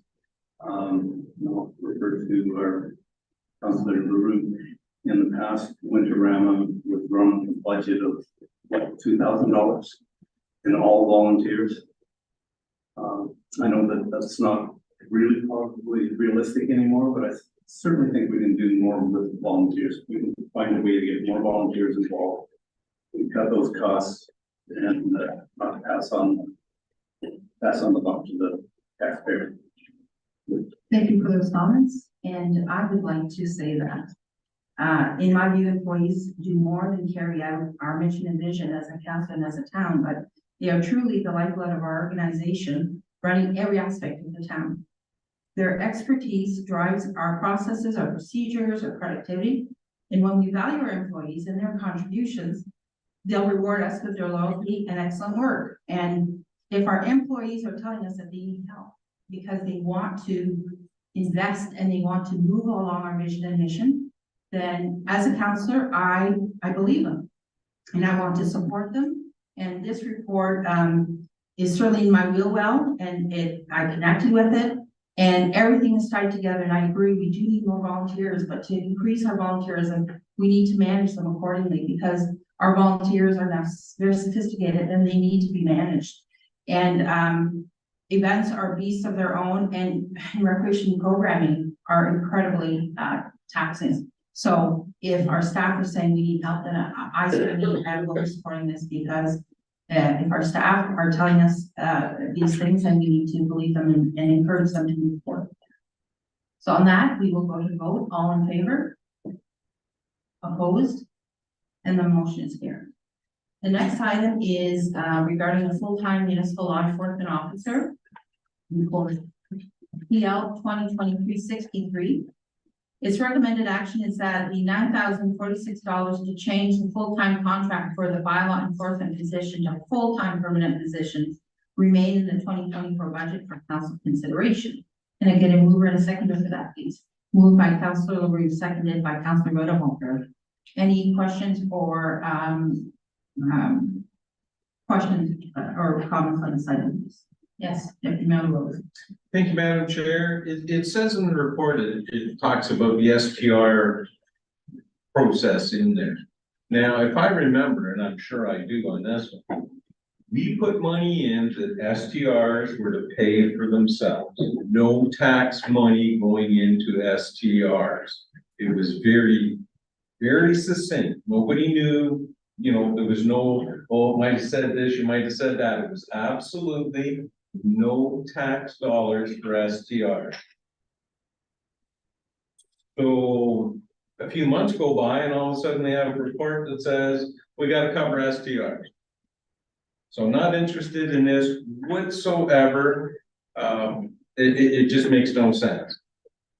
So if we were to decide, and I will be voting no on it, but if we were, would our municipal law enforcement staff do the job that we need them to do for the STRs, which is when the party is at 2 in the morning, when the party's at midnight, when it's blasted out on the weekend? Are we gonna have that kind of coverage? So that's a statement and a question. Okay, so I will pass that on to our director, Betty, for position on the question. Thank you. Yeah, thank you very much through you, Madam Chair, to Deputy Mayor LaRose. So I think it was October that we did bring sort of follow-up report on the STRs to council, and we identified under that report that the program was working as not being an impact on taxation. It's definitely the number of STR applications we get is quite less than what we anticipated. But the program, through the licensing and the penalties that people will get for not operating in accordance with the licensing program, is running that STR program without a taxation impact. What this report would mean would be that and is with that report, what the recommendation was that we don't rehire that contract position for an STR person, because the work involved wasn't enough for that person for the 6 months of the summer or shoulder seasons as well. So that report said we were looking at not redoing that position next year. So now with this staff report, what we're suggesting is that the current bylaws department will manage the STRs. They have the capacity to do that. It's a change from the contract position to a full-time position. And that changed in terms of moving from contract to full-time is what the impact is. I would also say just the last comment that we still have the third-party, host compliance, Granicus system that would deal with those weekend after-hours complaints. So our bylaw operating hours in the summer are still only 7 till 7.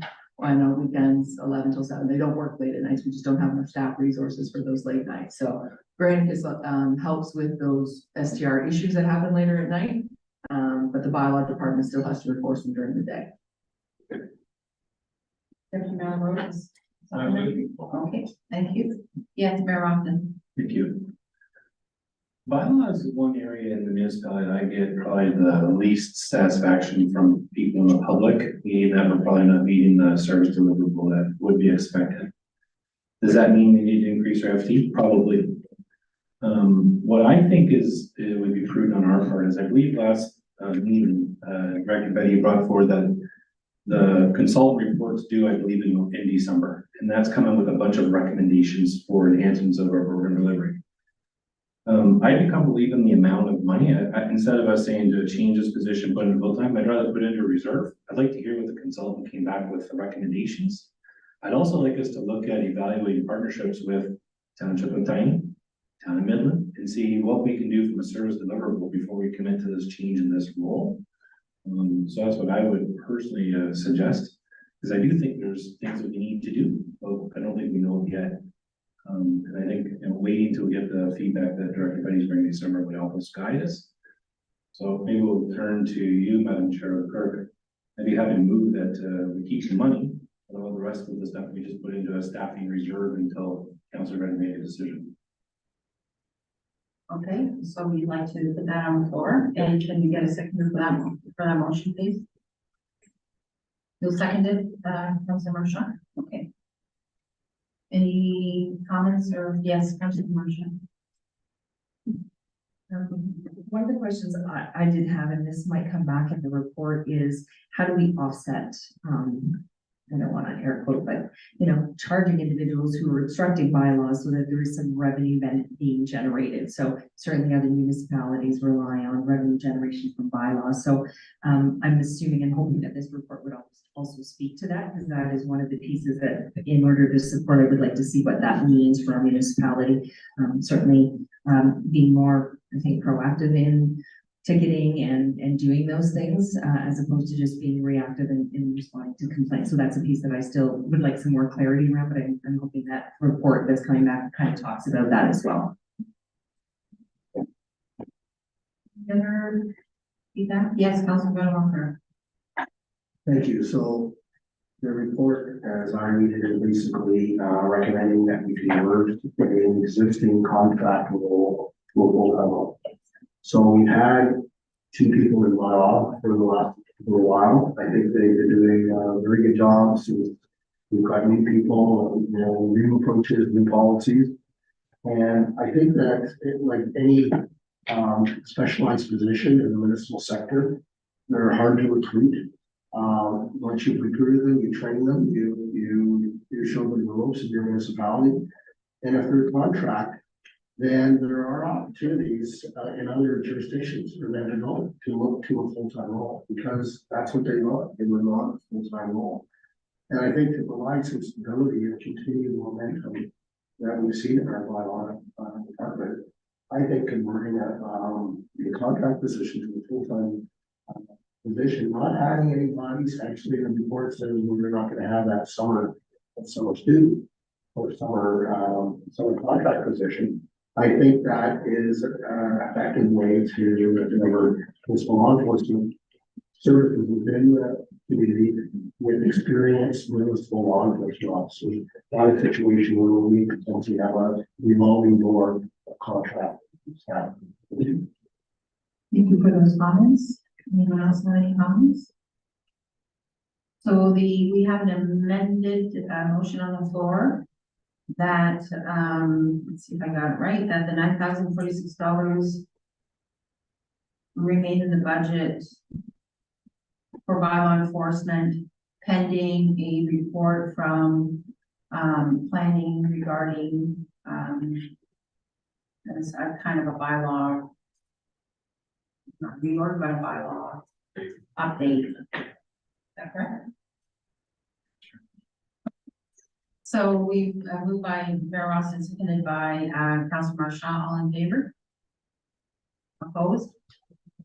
The motion is defeated. We'll go back to the original motion then, that the 9,046 to change the full-time contract, the bylaw enforcement position, a full-time permanent position, remain in the 2024 budget for council consideration.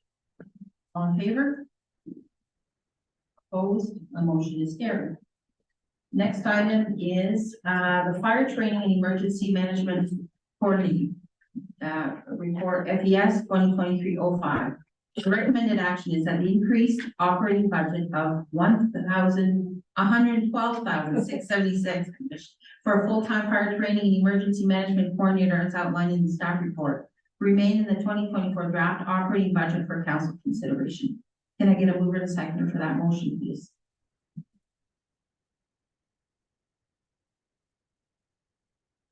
I will move that motion. Can we get a seconder for that motion? Your chair.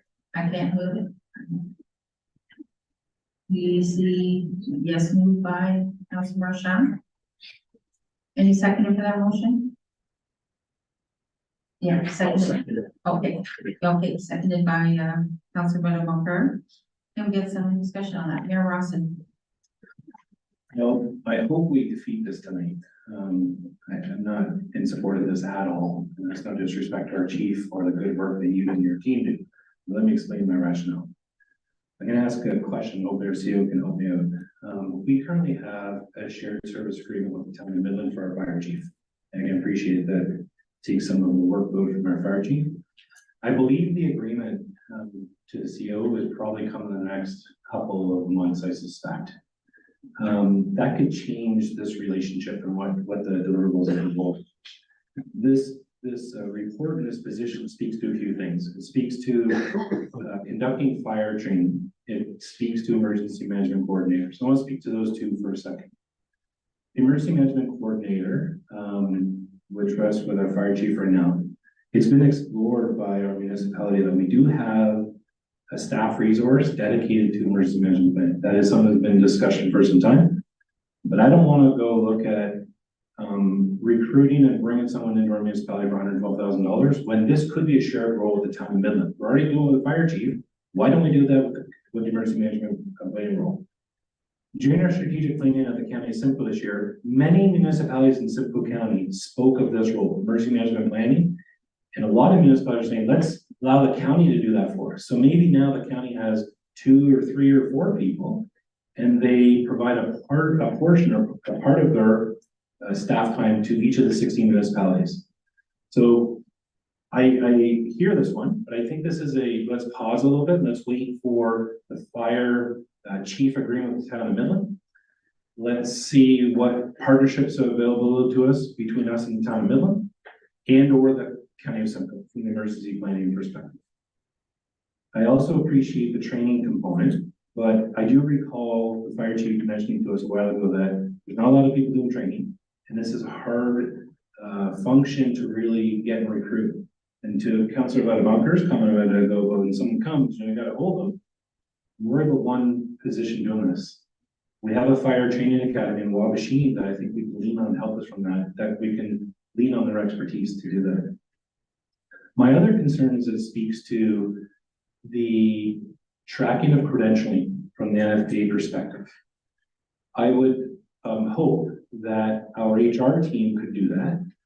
Specifically that there's, I believe, a $50,000 capital request in the budget for our HRS system. Last week, myself and the deputy mayor were in Clearview Township. We met with HR. They said they have 200 plus employees, counting the volunteer fire, that they manage the full life cycle management of the staff. So I think this one is one that's a complicated one. There's a lot of things coming before us. So Madam Chair, if I can, I wouldn't mind if we could get that clarity from the CEO about that. And my other question, if I can, maybe to the CEO. Tonight, we're also going to have another capital request for a fire service review with the town of Midland. My understanding with this is that we're gonna look at what does the next step of fire emergency services look like for Midland Van Zandt? Right now, we've been sharing the chief, but is there another iteration of what this looks like? We're looking to an external consultant to provide us feedback of what the next step of a service amalgamation could look like. And I think we need to wait till we get the results of these before we make decisions like this, where we're gonna increase this FT. So again, I just wanna emphasize, I appreciate the work our chief does, I appreciate the work the team does, but I think this one is way too early, too soon. Thank you, Madam Chair. Thank you for those comments. Do we have anyone else who would like to speak to this question? Oh, yes, actually, pardon me, I did already scored it. So can we ask the CEO to comment on that, please? Through you, Madam Chair, to Mayor Rossin. I think there was two questions there. The first one is, in terms of the renewal of the agreement, it is due. In fact, it's overdue, but we do expect that to be coming early in the new year. Back to council once my counterpart and myself, or sorry, my counterpart in Midland and myself have had an opportunity to kind of make that a little bit neater and tidier. Answer to the first question is I expect the renewal to come in the early part of 2024 to allow us, to buy us some time to complete the fire study that the mayor has talked about that is later on in this evening's agenda. And I expect that to kick off ultimately, assuming both the town of Midland and the town of Penetanguishene support those dollars to conduct that review, then ultimately we would work as quick as possible to release an RFP, identify the scope and get someone on board to start that process. So lots of kind of moving targets here, but hopefully that addresses the question. Thank you. Any of yes, Councilor Hopper. Thank you, Madam Chair. I agree with a lot of his worship's comments. The only thing I would add is I thought the report was really well done and really explained things. We had the benefit of an education session she put on with respect to the importance of training. And I understand that, and I understand the emergency management component. The struggle I have is that this position is being proposed as an executive position, not a shared position with either the town of Midland or other North Central municipalities. That's what I struggle with. So I will be supporting it to that reason. Thank you for those comments. Yes, Deputy Mayor Rose. Thank you, Madam Chair. Mine's quick, fast, and easy. It's all about the win. It's $400 a day. $400 a day that we would have to charge the taxpayers for this program. It's got to be a better. Thank you for those comments. And Chief Renaud, would you like to speak to this, to your report? Please, and just provide us with your point of view, please. Thank you, Madam Chair. I appreciate all the comments that were brought forward. My initial request to the CAO for consideration was 1.5 FTEs, 1 full-time training officer to meet the legislative requirements for the training required by our firefighters, to meet the needs of the firefighters that are currently in place, as was mentioned. To find a certified training officer is difficult. To reach or to lean on Southwest Fire Academy, as was suggested, has been problematic. They can't meet our needs. We are at the mercy of their program, which means our volunteers have to adapt and adjust to when the service is to be made available. And that is a legislative requirement to have our firefighters trained by a certified instructor. They all have to be certified. As of 2022, all instruction is supposed to be done by a certified NFPA instructor. We don't have one of those. The instructions that we are doing right now is educational and it brings them forward, but it does not meet the minimum requirement as per the fire marshal's office. So that's why I brought this forward, this position forward. I initially asked for consideration a shared emergency management position with Midland. I was asked to blend the two positions into one. And that's why in front of you today, you see a position that blends both programs. The requirements for emergency management, I think are pretty clear. It's a legislative requirement. There is more and more natural and man-made disasters. In order to prepare, you need to have someone that's been dedicated to meet those requirements. In a lot of municipalities, as was mentioned, it's an add-on to the fire chief. It's also one of the first things that does not get addressed or falls off the table because of the workload. As was mentioned, my position is a shared position. In order to meet the demands of emergency management, we would need to add another couple of hours onto my day, i.e. 26, 28, or 30 hours in a 24-hour period. It's just not possible. So I'm looking for the support for the emergency management side. I'm looking for the training officer to meet legislative requirements, to meet the minimum standards for our firefighters to be treated. And that's why this request is here. I acknowledge the deputy mayor's comment about the salary. What I will suggest is, if we look next door, we're $17,000 below what the one rate is. So I acknowledge the fact that it is a hefty number, 100%. The challenge that we have is finding someone that is certified and can provide the minimum required legislative. Thank you very much, Chief Bruno. Yes, Mayor Rawson. Thanks, Chief Renaud. A follow-up for you. You mentioned next door that it was 17,000 more. Is there a certified training officer in Midland that provides the training for their officers now? Through you, Madam Chair, to Mayor Rawson. There is a training officer full-time there. There is a need for a second training officer in Midland. Should the feasibility study recommend that we blend the two programs, there is going to be a need for a second training officer, if not a third one, to meet current needs. Yes, Mayor Rawson.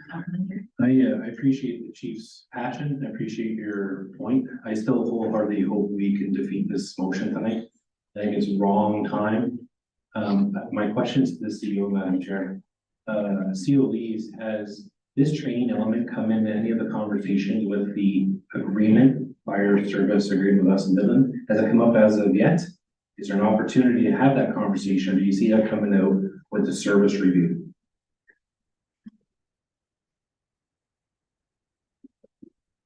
Through you, Madam Chair, to his worship.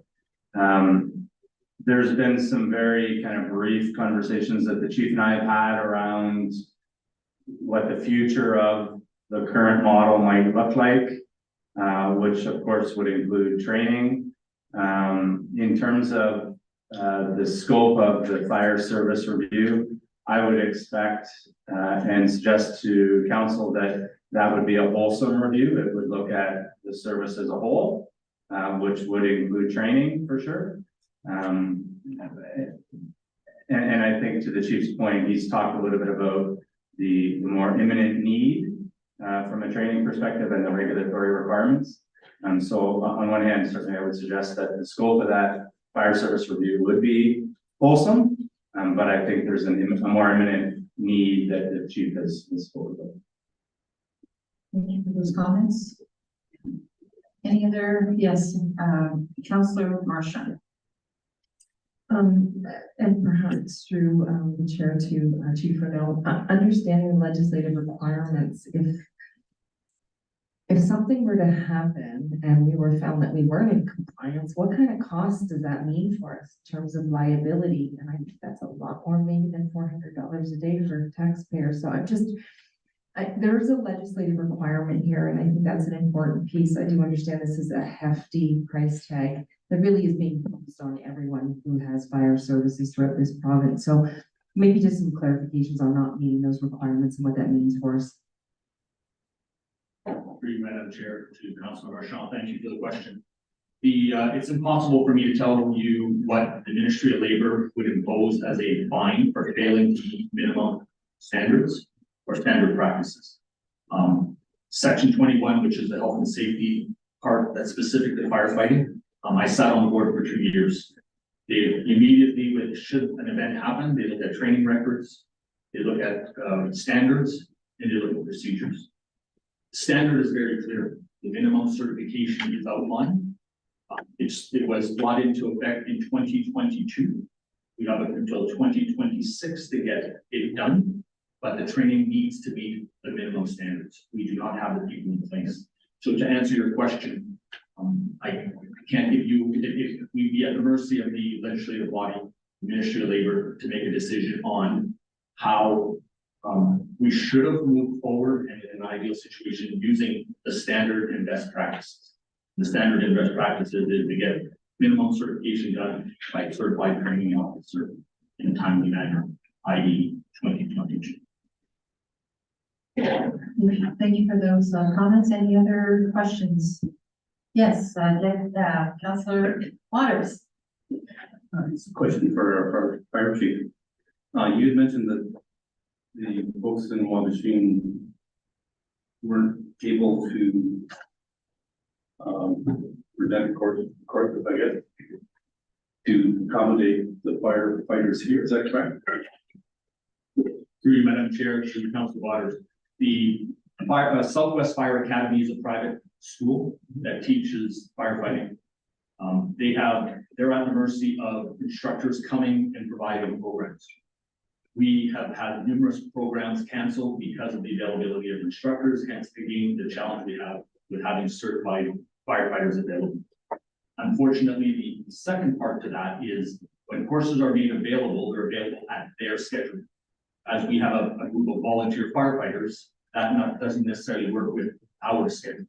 So having a certified instructor here that can adapt and adjust to parcels at night, some of the weekends and work with our group allows us to meet those minimum legislations or minimum training requirements, as well as the continuous proficiency training. They're also part of it. Obviously, he or she would be part of the emergency response, right? Which would be but to answer your question, the private school Southwest Fires who we lean on that are the closest, unfortunately, they are struggling to get staffing to provide the courses that are needed. And very often working workshop our Thank you very much for the comments. I think that's it. I think we've gotten lots of answers to our questions. Reminder that the motion, the recommendation is to the increased operating budget of 112,676 for full-time fire training and emergency management coordinators outlined in the staff report remain in the 2024 draft operating budget. Council consideration. We'll go to vote. All in favor? Opposed? The motion is defeated. The next item is a utility locate technician staffing request. Report RDS 2023-15. The recommended action is that the increased operating budget of $76,900 for the addition of a full-time utility locate position within the roads department, the roads division, 25,633, water division, 25,633, and the wastewater division, 25,633, remain in the 2024 budget, draft operating budget for council consideration. Can I get a mover and a seconder for that motion, please? Moved by Councilor LaRue, seconded by Councilor Marchand. Any questions or comments on this report? Yes, Deputy Mayor Lewis. Thank you, Madam Chair. I'm just wondering, we use the service of one call service. I do believe now you phone one number, the guy comes, whether it's your hydro, gas, water, whatever. And the way I was looking at the report, it just says that they're not quite meeting our timelines. And I'm just wondering what the reasoning is for that. Would we not do better to phone up one call and say, listen, guys, go get yourself 2 more FTEs? Why are we doing it? No, but they send out their guys. So I just want to know if that's all it is. Okay, I just want to hear that. Yeah, can we get some? Yeah, through you, Madam Chair, to the Deputy Mayor. So the one call organization basically disseminates utility requests. So we're a member of the one call group. So when utility locate requests come into one call, they're the repository that dispense the utility locates to the infrastructure owners. So being an infrastructure owner of roads, water, sewer, sanitary sewers, we get those location requests every day. So we get them from One Call. One Call doesn't do the locates for us. They actually just distribute the locate requests to the infrastructure owners.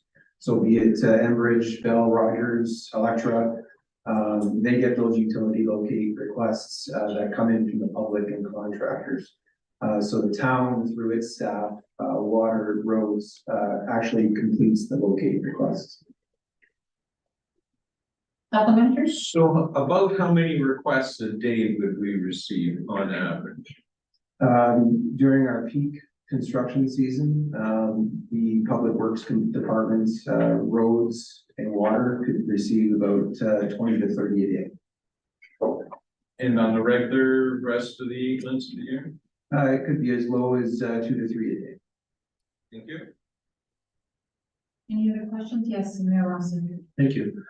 Ryan, just to piggyback off Deputy Mayor's question, so when I see Electra, PowerStream, whoever doing the locates, they have a contracted utility locate. Wayne Vehicles is locate, they come do it. So I suspect they're the contracted locate finder people on behalf of those agencies. Have we explored that, and what does that look like as an opportunity for us versus this FTE? Thank you, through Madam Chair, to His Worship. We have had our staff reach out to those similar locate contracted services. Based on our infrastructure, specifically the sanitary sewers, which are quite old and not tracer wired. A lot of the Enbridge, Bell and Rogers plant is newer than ours, of course. And they can be readily located with locating technology, locators from the surface. Because we don't have that with our sanitary sewers, they were hesitant about taking on us as a client because of the risk involved and the lack of ability to readily locate our infrastructure underground. The reason why it's so labor intensive for us, because it is quite old in certain sections of the town, and we rely on records, drawings, and data that we've accumulated over the years, and we're the repository of that. So it does take quite a while for us to do locates. And we actually sometimes have to physically go into houses and camera and locate ourselves. So they were hesitant to take us on as a client due to the risk involved. Thank you for those comments, Director Murray. Yes, Mayor Rossi. Just a quick follow-up, if I may. Ryan, has there been any discussion about this as a shared opportunity with anyone? Sorry, has this been discussed as a shared opportunity with any of our neighbors? Thank you, through Madam Chair, to His Worship. We haven't had any detailed discussions. We've had informal conversations with our neighbors regarding locate services. They're dealing with the same issues that we are. Some have staffed accordingly to do those services. But in terms of the shared model, because everybody is responsible, we're all dealing with the same issues. You would still get additional staff equivalent to a full-time individual for us. Councilor Waters. Steve, I had a question for Director Murray. If the full-time position is going to cost us $76,900, would there be a savings on the price that we're currently paying for a locate service so that our actual cost would be something less than? Through you, Madam Chair, to Councillor Waters. Right now, our locate services are funded through our roads and water wages that we pay our operators. At times, we're using about 2 or 3 individuals a day to complete these services, particularly in the construction zone. So we do this service through our existing operating budgets for roads and water. What we're proposing right now is to consolidate all utility locate requests to one single individual that would reside in roads to do all locate services, water, wastewater, and roads into one individual. So that, those resources can be adequately, assigned to core infrastructure. Because of the training involved in the locate requests, there's a significant amount of information and risk involved, in providing, inaccurate locates. So a lot of our most senior staff are assigned locate request duties, because of the risk involved and the experience and training necessary, to do that work. So there wouldn't be, we don't contract the service out, it's all done in PIMS. Right now it's decentralized into the water, wastewater, water and roads divisions. Where as I said, we've assigned multiple staff during the year to complete these requests. So, the proposal right now is to, hire a full-time dedicated locator. And the benefit of doing that is that we're freeing up those resources to those staff to address more pressing infrastructure maintenance requirements. But also the benefit is that we can actually train this person through agreements through Electra and the other locate companies to do our own locates for our own projects. Because right now we're waiting about 6 to 8 weeks to get utility locates for our own projects, which is a huge burden on our operations and delays our operations. So that through this operator, we can not only train them on our infrastructure, but we can also, through agreements through Electra, Enbridge, Rogers, and Bell, have that person locate their services so that we don't actually have to rely on Electra, Bell, and Rogers, which are causing the problems right now. So that we can get our infrastructure done more quickly. Yes, Councilor Waters. So Electra, Rogers, and whatever, when they come up for a locate, does the town pay for that? Or are they paying that for? So through you, Madam Chair, to Councilor Waters, so all infrastructure owners are required as a duty under regulation to provide infrastructure locates upon request, free of charge. There is an administrative cost of getting those locates through one call, but it's fairly minor. Thank you for that information. Yes, Councilor Alaroot. Madam Chair, question again through to Brian.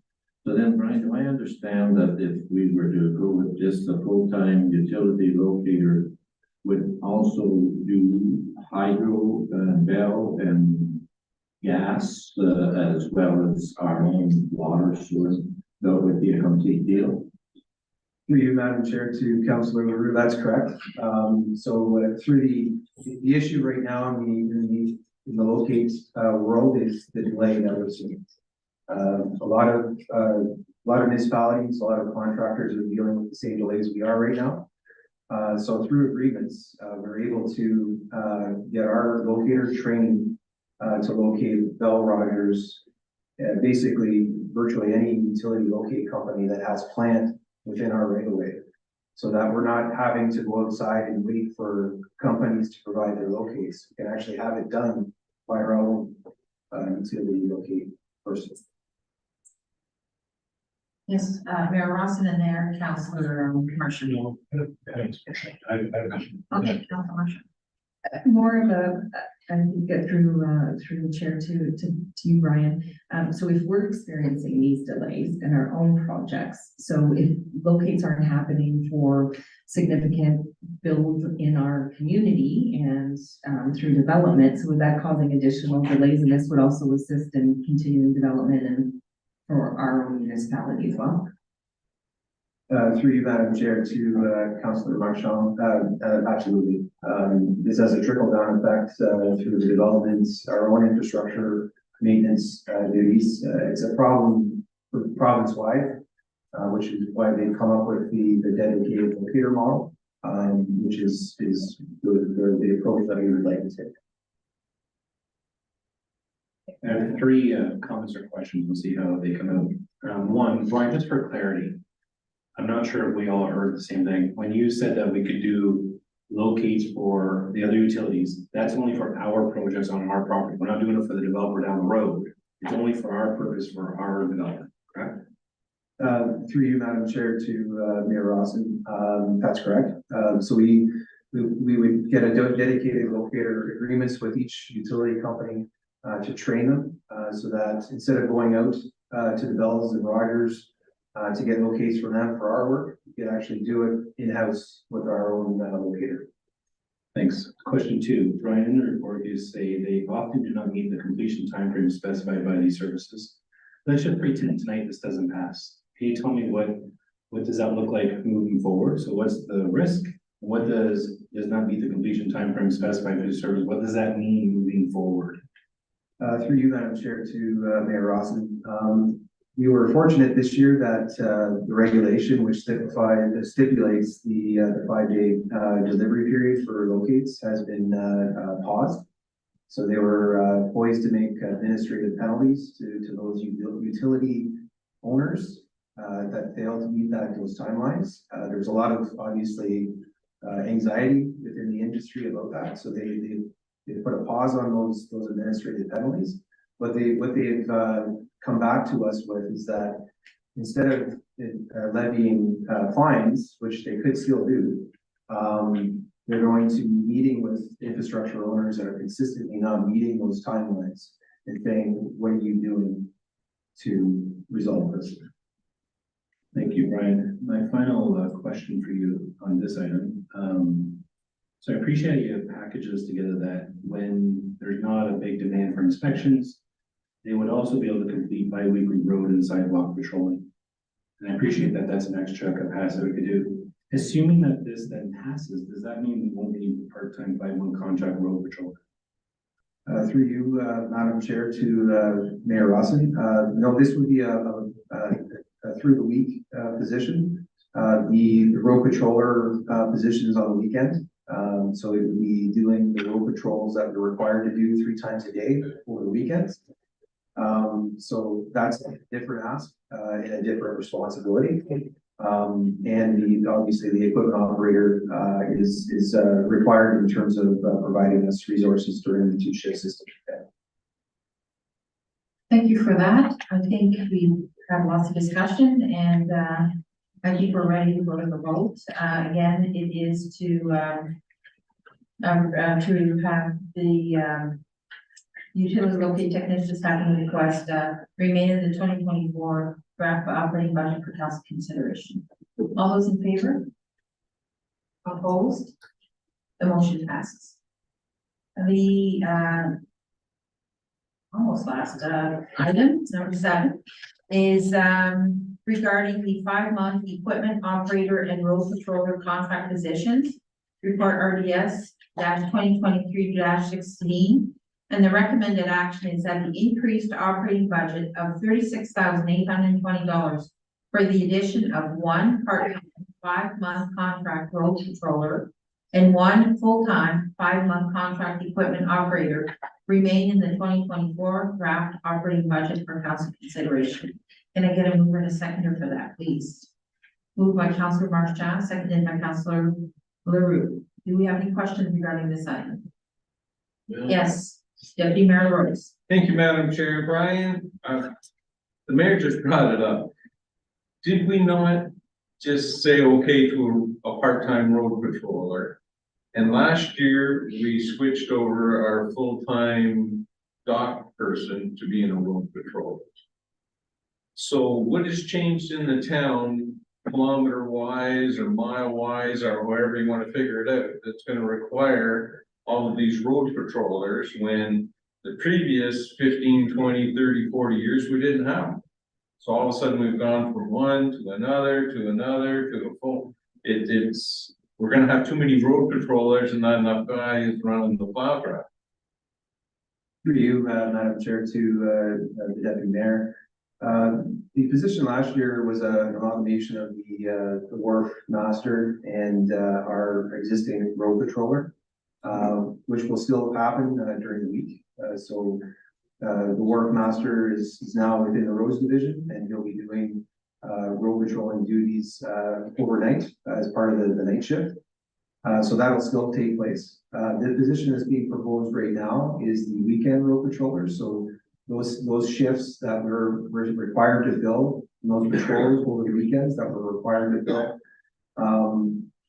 Need to take place by a road patrol and have those patrols completed 3 times a day over the weekend. So it's just to fill that weekend shifts.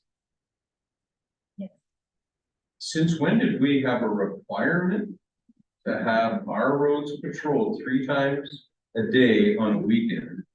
So it's nice, it's beautiful, it's sunny, it could be cold, but we gotta send somebody out. We have to. That's right. Through you, Madam Chair, yes, under the minimum maintenance standards, we are required to complete a patrol of our representative roads 3 times a day. Every day. Councilor Marshall. Just for clarity, is this a role that we bring in on an annual basis? Through you, Madam Chair, to Councilor Marchand. Typically, those duties have been done by our on-call our on-call full-time roads division operators. But what we're finding is in addition to the overtime incurred, because it's on a weekend, and the hours it takes, operational hours it takes out of those driving hours, what we're finding is that the on-call operator of a particular week, if there's a significant or multiple significant winter events, we're running out of driving hours. So those full-time operators are required to have a legislated rest period. What we're finding is that that's happening way too much during winter season, and being down to one operator during a winter season is a lot. Those comments, any other questions or comments on this item? Seeing none, we'll take a vote.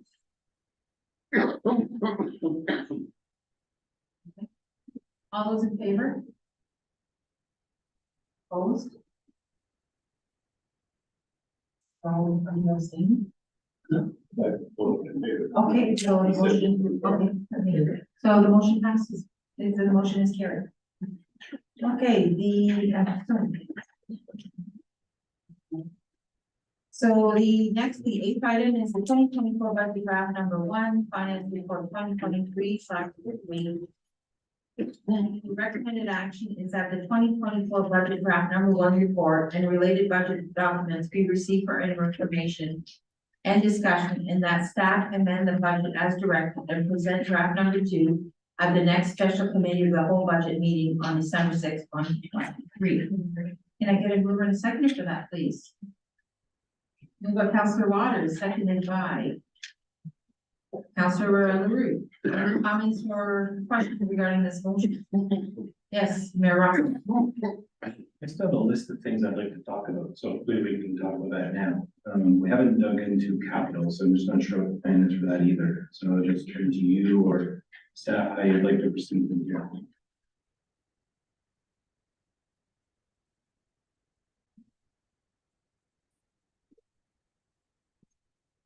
Okay, yes, we'd like 5 minutes, after break, certainly. Can we have a motion then to recess for 5 minutes? We'll be back here at 8:58 or 9 o'clock. Right. Okay, can I get a mover and a seconder for that, please? Moved by Councilor Marchand, seconded by Councilor Madam, all in favor? And motion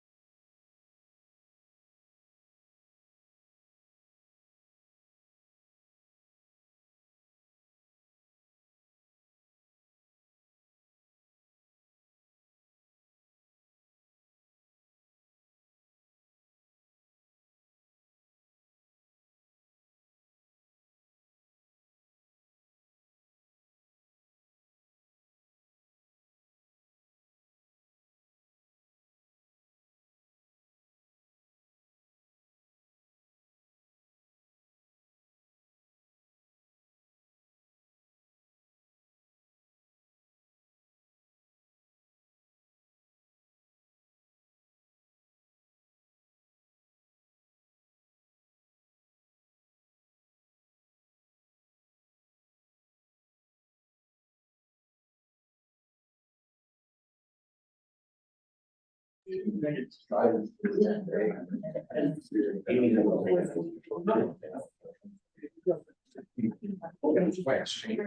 you, everyone.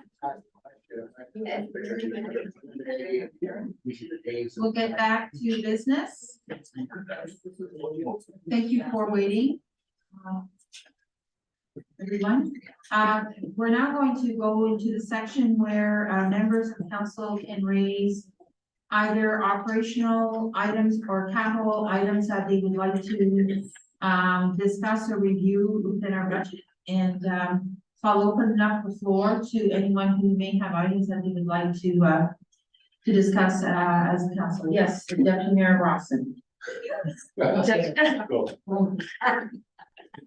You wanna go or you- Deputy Mayor LaRose, I'm so Your- sorry. your name.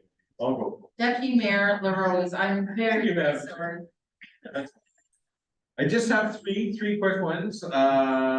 Policing costs at the super jail. Have we put money in our operating budget for that?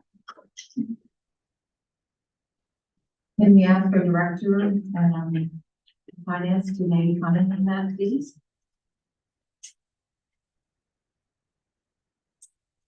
Through you, Madam Chair, Deputy Mayor Rose. We did receive the 2024 billing estimate from the OPP. It is in the FCS detailed section of attachment of the budget.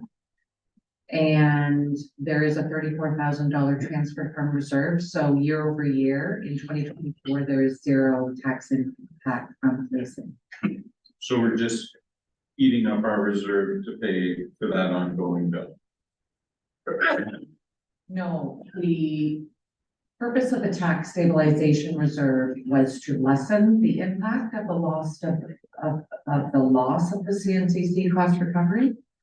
After this last $34,000 transfer has been done for this year, the full cost impact has been absorbed into our budget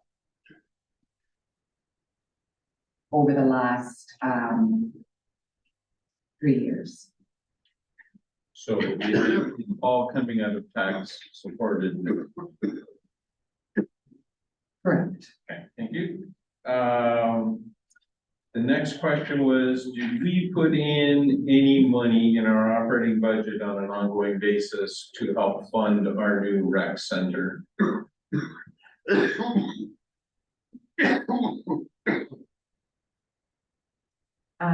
Yes, in the Recreation and Community Services Capital Plan, there are some annual reconstruction / rehabilitation transfers to reserve that we have done in the past, not knowing what we were going to be doing with our arena in terms of rehabilitation or reconstruction.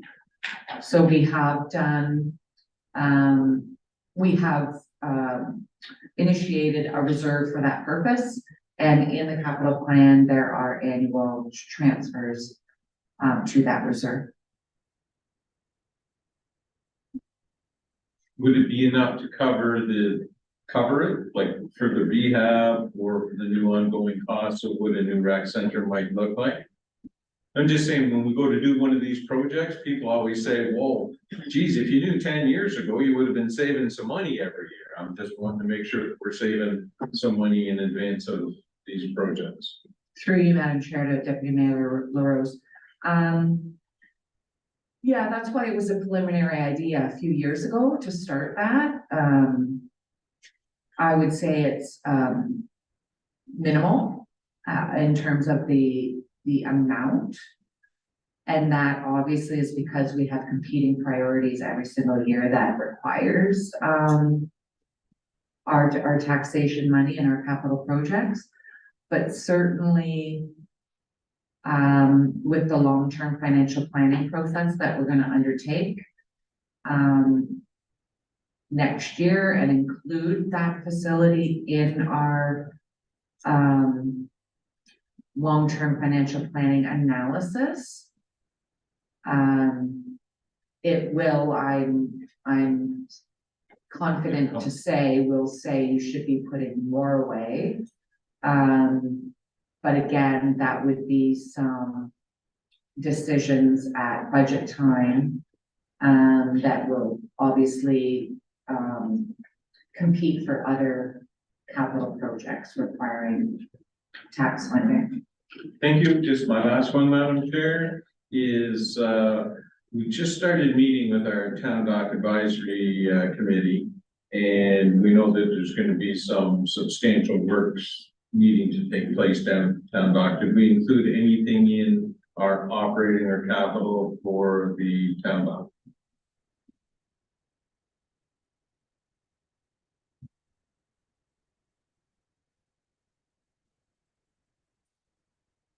Through you, Madam Chair, to Deputy Mayor LaRose, I'll try and do my best. I might need Sherry to help out here. But I think over the past couple of years in the 10-year capital plan, she has been putting money into various components of the town dock. So the dock replacement, the wharf inspections and wharf construction, things like that. So we have been putting money in, and I know there is money in the capital plan to do some things we know we're gonna have to do in the 10 years.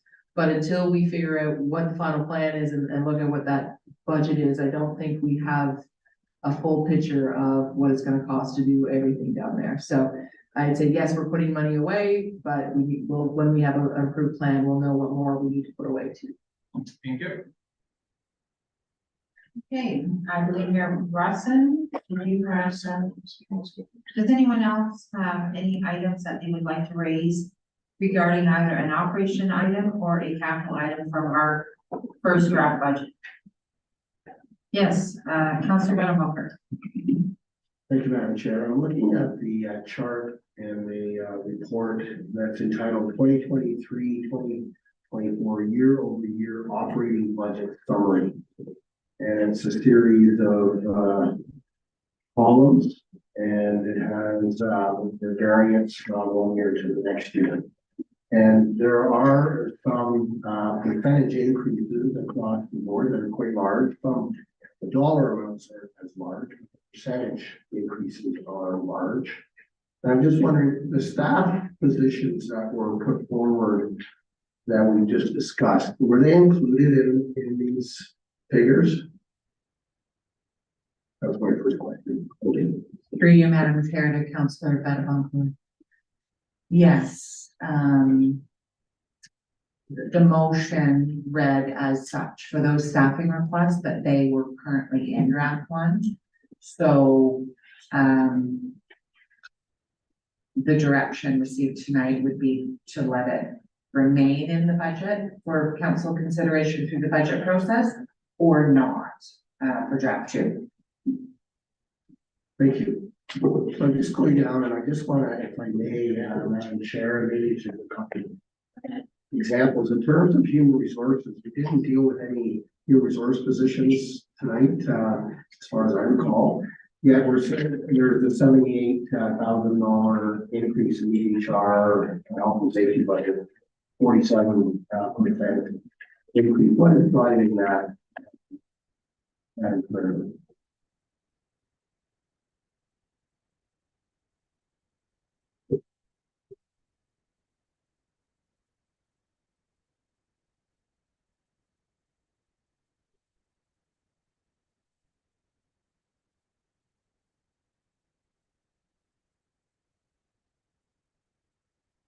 Through you, Madam Chair, to Councillor Buttermilker. In terms of the human resources and health and safety year-over-year comparison to their budget, if you'll recall, there was additional staff in 2023 that was offset by service delivery review reserve funding.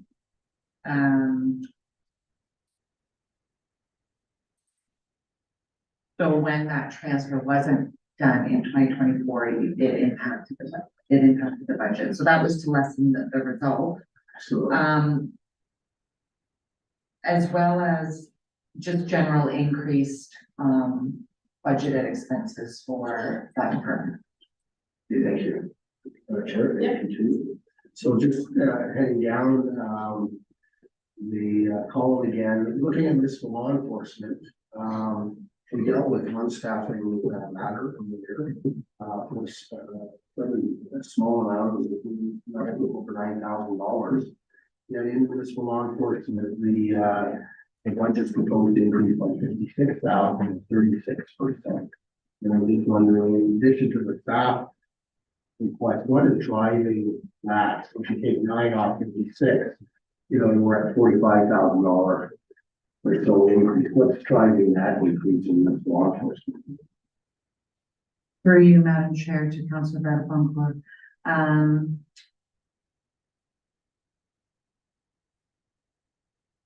Provincial Offences Act revenues are not like rebuilding or increasing after COVID. So we're just really adjusting our budget every year when we don't get back up to that level pre-COVID.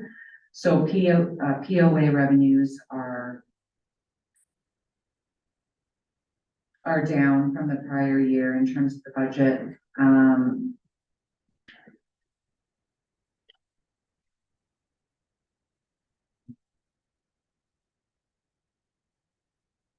As well as the additional monies in terms of that changing the contract position to a full-time position.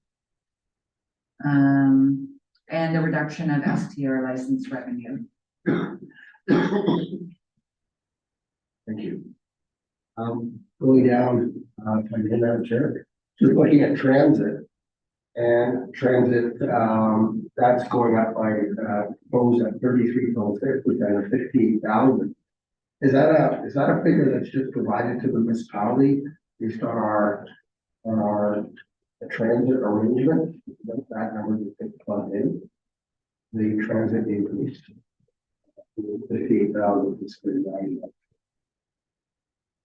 Through you, Madam Chair, to Councilor Bradford.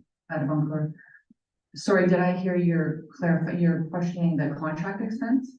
No, just the transit line. I was just wondering if that number is given to us and we just put it in there, or there's something else that's driving the increase in transit. Fares declining, contract expense. It's the year-over-year increase to that contract to the town of Mayo. Thank you. Next is the public works and min and roads. So we're seeing that go up by 11%, but it's $392,000. So can you provide an explanation in terms of what that increase? Public works and min and roads. It's going up 392,000, 11.5%.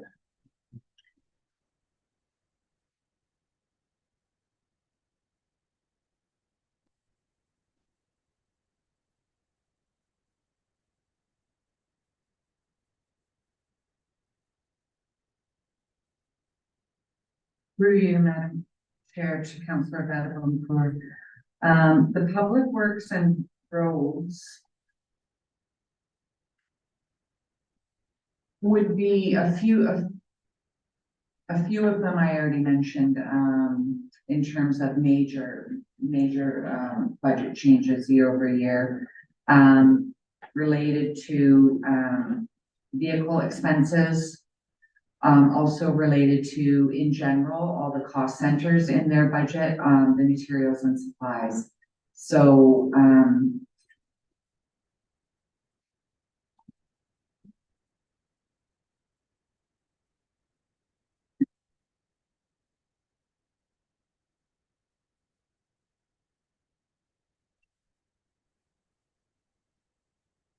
the vehicle expenses alone right there is up $95,000.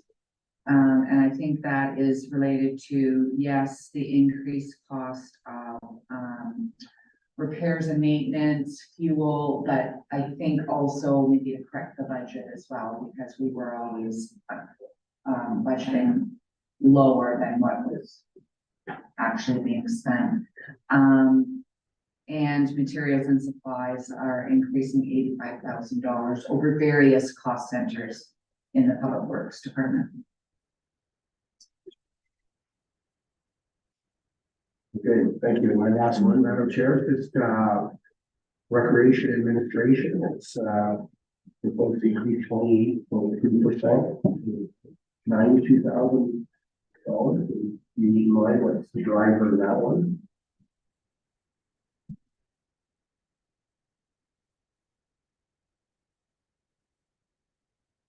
Through you, Madam Chair, to Councilor Bennett, that would be the staffing request. The majority of it is the staffing request that's in that section.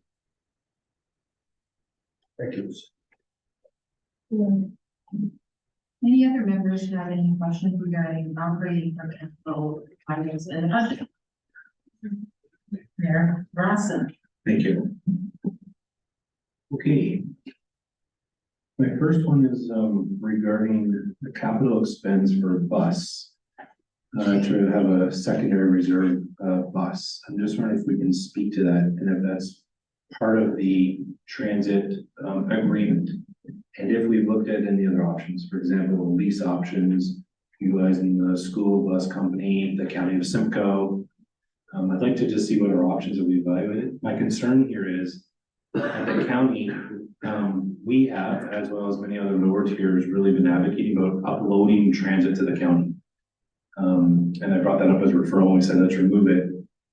This week at budget, we talked about, that's a big part, and let's bring it up even sooner. And I believe it's coming Q1, Q2, the option. So I'd hate for us to go down the path of buying a new bus, a new capital, when the conversation's going about looking at this being uploaded. So just want to understand a little better, please. Through you, Madam Chair, to Mayor Rawson. This is coming out of our conversations with the town of Midland for our transit agreements. We traditionally purchased our own sole bus and rented a bus from the town of Midland. They're saying to us that given the amount of wear and tear that's and use that spare bus is having, they either need to increase our rate per month or we need to get a spare bus just based on the amount of wear and tear that we're using on their bus. So they're recommending that we purchase another spare bus due to the amount of time we have and the maintenance required.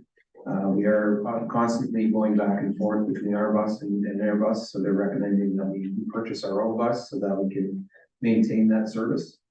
And that's the reason why it's being proposed on the capital. I am aware of the county's transportation master plan recommendations. Based on their recent documentation that they released, they're looking at between 5 and 10 years to explore the feasibility of uploading lower tier transit systems. And in that time, we will still need to operate our transit system. Although I am aware that that's a main goal of theirs through their transportation master plan, but it's still based on their timing and their report is another 5 to 10 years away before we start implementing that. And in that time, we'll still need to replace our buses and provide our own spare bus. Thanks for that, Brian. I know that was in the report, but also said back to staff, we're not interested in 5 to 10 years. That's why I'm thinking it's gonna happen sooner. I guess my other question to that is, have we explored any other opportunities with other bus companies, the county, someone else, as opposed to us being in the bus purchasing business? Through you, Madam Chair, to His Worship, I have reached out to bus companies in terms of getting pricing for leasing buses. Just based on the amount of time and the reliability of getting buses and bus drivers for a leased bus. We would be constantly battling with the bus company for availability. And the costs associated with getting a leased bus is comparable to what Midland is charging us right now to rent their bus. So I don't see that as a possibility for us to explore, just based on the reliability and the fact that the maintenance requirements in our bus alone has it down quite a bit for maintenance. In discussing it with Midland, they did see it as the next step for our system. One more on this one, Brian, if I can. what is the cost that they would charge us if we don't buy? So you said one of the options is they'd upcharge us. So what would that look like? I believe, I have to refer my notes, but I think it's in the neighborhood of about $3,700 a month.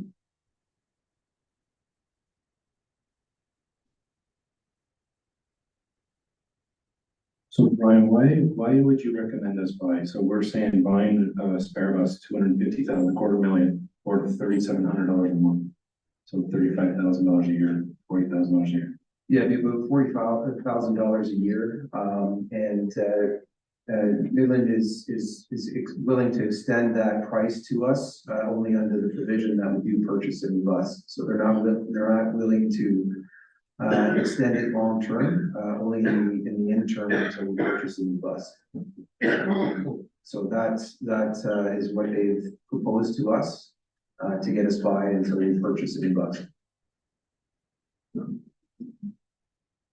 Okay, so the wheels on the bus go round and round. What I'm hearing you say is they can afford that, but only until we buy a new bus. So that option is not an option. It is until we purchase a new bus, but it's not a long-term fix. So it's not an option. Yeah. Okay, and have we explored that as an option with the county? We haven't reached out to the county in terms of using their buses, no. So maybe I'll just ask the CEO, when do we anticipate? I think the transit agreement's coming shortly. When do we anticipate that? Through you, Madam Chair, to Mayor Rawson, I'm gonna phone a friend here. I believe we're going to be seeking a small extension to the transit agreement and then be coming back with a kind of a more fulsome review. But through you, Madam Chair, if I can just ask our Director of Public Works to speak to that. Through you, Madam Chair, to his worship, we had just met with our counterparts in Midland, and we expect to bring the revised version of the transit agreement to council very shortly. We may require another extension just to get us by until then, but we are looking to bring that forward very shortly. I guess my closing comments, hopefully through the CEO, we can add this part of that agreement. I just think spending $250,000 on a bus, that could be part of the agreement that we can upload later anyways. Brian, Navy Lane. I've had a lot of people ask me about Navy Lane, what is it? And I think people think it's like the new Thompson Road that's gonna happen. So can you just help understand, what are we doing? I understand it's a drainage, but what are we doing? I know it's been on the queue for a long time. What's the risk if we delay it? So we don't do it right now, and I know we've done that a few times in the past several years. What's the real risk? And how much has this cost gone up since we started doing deferrals a few years ago? Through you, Madam Chair, to Mayor Rawson. The project involves, it's a multi-phase project. The first phase of which is extending a drainage channel or channelizing drainage between Church Street and Drury Drive. Currently, we have a culvert and a channel that discharges down Navy Lane and spills into the Infrastructure Ontario lands right now. It's uncontrolled, so basically it just discharges down the very steep slope that exists between Church and Navy Lane. It's been doing that for many decades now. What we're proposing is to channelize this drainage because over the years and over the decades, it's created a huge gully, or for lack of a better word, canyon that runs down that hill. And over time, it's just gotten worse and worse and worse with our intense rainfall events. And what we're trying to do right now is to address that concern of erosion and the destabilization of that hill and the deforestation that's happening as a result, and channelize it down to Drury Drive and to a proper outlet. Right now, it's flowing down that slope uncontrolled and causing a lot of damage. And what we're trying to do, and you're quite right in pointing it out, it has been on the capital plan and pushed over several years. We're at the point right now where we need to address it, and it's causing a safety hazard, and it's affecting neighboring properties. Thank you, Fred. My next question is to you, Brian. The excavator. Can you just help me understand on our capital asset plan, we buy this today, what's the life of the excavator? Through you, Madam Chair, to Councillor Rawson. So if we add this new excavator into our equipment inventory, based on our current use right now, we would expect to have a lifespan of about, I would say 15 years. Sorry, 1.5? 1.5.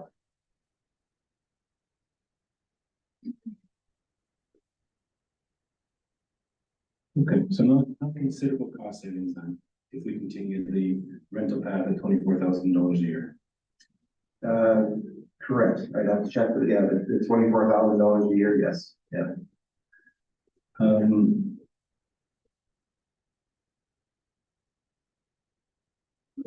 Brian, the garage. Can you help me understand about that as well? That was deferred. I understand the intent, but can you just help us understand what's the risk of delaying that as well? Through you, Madam Chair, to Mayor Rawson. Yes, it has been visited on our plan for quite some time now. I guess the purpose of it is to provide a proper enclosed heated garage area where we can properly wash down and wash the salt off of our plows. Right now, we do it on the outside. It doesn't allow us to properly get into the areas that we need to get the salt and the sand out, which causes significant damage to our plows and lessens the useful life of our plows and our equipment. To provide a proper enclosed wash bay area, we can have operators fully extend the bucket, get into the areas that they can and need to without risk of ice formation happening, and getting into the areas that they can to lessen the impact of salt and liquid salt that we put on our roads, which causes a significant amount of damage to our plows. It also allows us to place chemicals like anti-icing soaps on our plows and trucks so that it deters corrosion and rust from forming. And to do that, you need to do that in an enclosed bay that doesn't allow freezing. Thank you, Brian. Question to our Director of Recreation, Sherry. I see in the capital for the arena, not a lot of money for, we'll call it upgrades. And I know we've talked about a new community center, what that looks like, but you know, members have talked about should we be putting some money into keep it up to snuff. We do know it's going to be sometime until we have a new center. Here's my question. I've been told from people that some change the shower door, they got to turn off, shut off in the ceiling. There's mold apparently in some one of the shower areas, but I don't see that reflected in the capital plan that we're doing the work that we need to be able to invest in the center, because reality is new one's not coming tomorrow. So can you just help me understand that and what we need to do to be able to do some of these, we'll call them immediate term things to help make this center more functional to meet the needs of the community? Thank you for the question, Mayor Rawson. So the capital plan has not included a lot of information for keeping the existing facility going long term, pending council's decision. What we do have in the capital plan are things to keep it functional. So making sure the equipment doesn't fail, you know, that we're not left with a chiller that doesn't work all of a sudden, that kind of thing. We did hear some concerns from user groups about the dressing rooms, but we have addressed all of those items with the exception of one replacing some door frames that we're looking at doing. We can certainly, if it's the desire of council to invest money to continue with cosmetics and finishing items within the arena above the functionality of it, we can certainly look at adding additional capital projects of that nature. Is that something that you could bring back next year? I know that's one that I would love to see. I know people ask me all the time about those key functionalities not being good, so if we put 50,000 into keeping the arena functional, I think that's the responsible thing to do instead of waiting for the new center. Is that something you could bring back? My recommendation, your worship, would be, we do have, in the capital plan next year to do, full structural assessment of both facilities.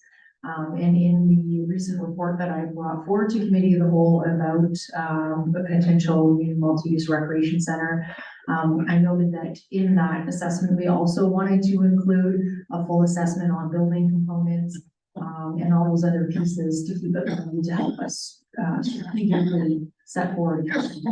So, I would recommend that we wait till we get those recommendations, do that assessment for this next year, and then implement it in next year's budget. I don't know if the will of council, I personally like to put some money, even do it into reserve, so we get the report back, we don't have to wait 2025, 26 to do the work.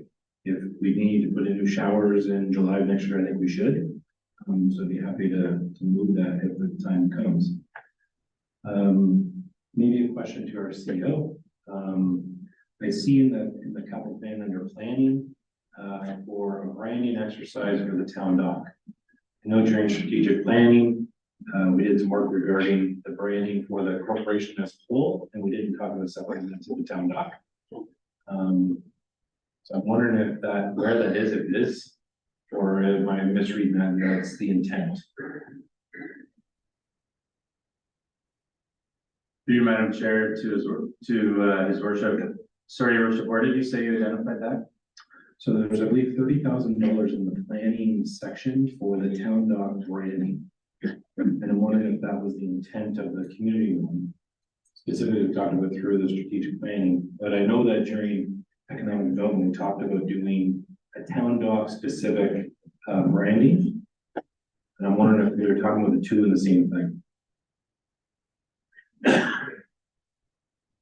Through you, Madam Chair, to his worship, I'll maybe ask our treasurer to speak to where the branding dollars, I don't see it in the planning and development capital for 2024.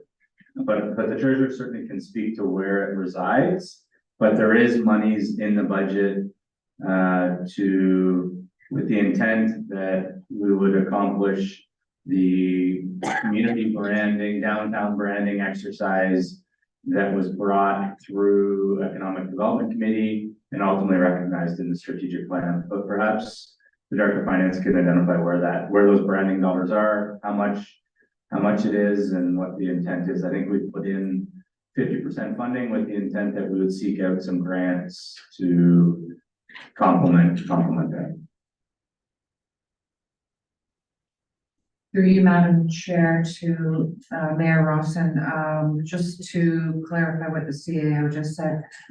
So planning and development does have a town dock communications and branding project in 2025 in the capital plan, which is separate and apart from the corporate communications and branding strategy that is in the corporate services budget at $40,000, half of it being funded through a successful grant and the other half being funded through the service delivery reserve.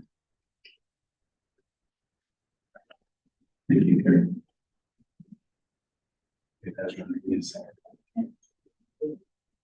Do we have any other questions for staff or items that we would like to discuss in either our operating or our capital budgets? Yes, Councilor Walker. Thank you, Madam Chair.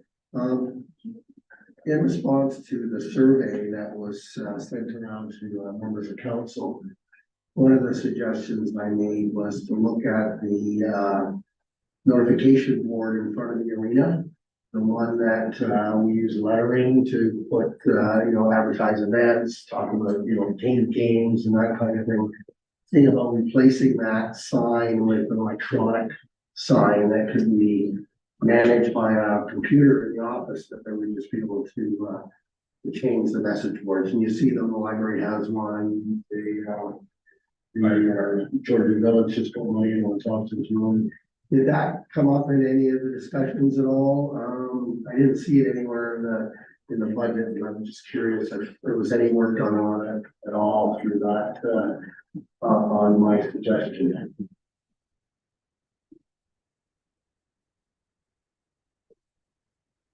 Through you, Madam Chair, to Councilor Bettencourt. It is not currently in the 10-year capital plan. However, I do know it's a referral item under the Finance and Corporate Services section. And I do know that Sarah has been working on a report, I believe is going in December.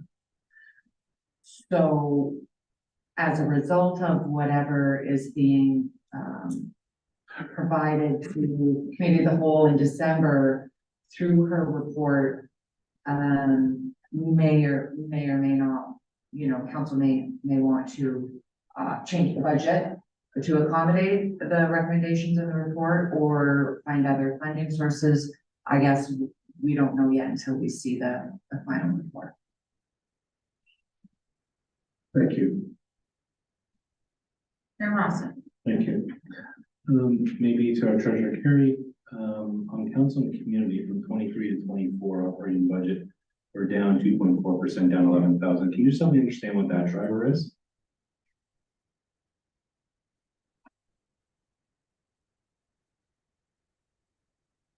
It's the year-over-year operating.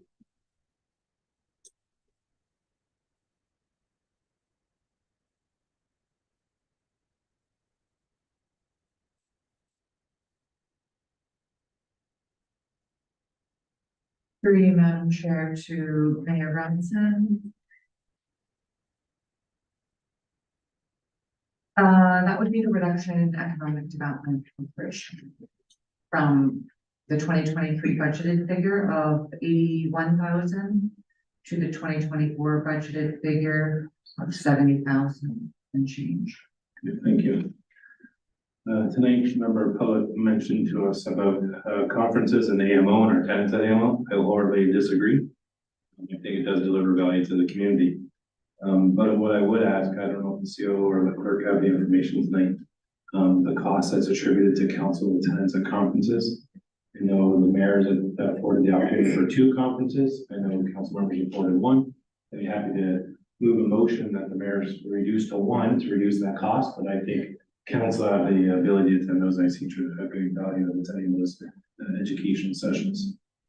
And I think we're at the point we're going to make some decisions here. Brian, the excavator, I'm having a hard time understanding the value on this one. I read the report, I know what it says. I asked you, there's not a lot of cost savings to us on this one versus the paying $24,000 a year. So I didn't move that, we removed that, unless you got any more compelling information for us. Through you, Madam Chair, to His Worship.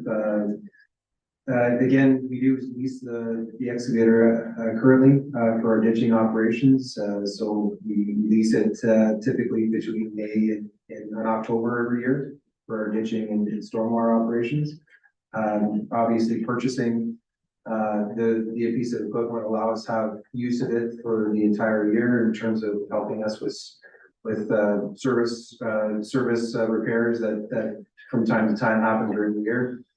So instead of having it for 4 to 6 months, we would have it for the whole year and then increasing our operational flexibility in that respect. Madam Chair, I'll move. So there's not a lot of savings here. It costs Canadian $24,000 a year, or we basically extend that over the 15-year life cycle the director gave. So I'll move that we remove that item from the capital plan. Can we have a seconder for that motion, please? Seconded by Councilor Waters. Any further discussions? Seeing none, all in favor? Opposed? Motion defeated. Anything else, Mayor Wilson? Anyone else have anything else to raise regarding operations or capital? Seeing none, we will now go to questions. Our question period for meeting in public, and so, I'm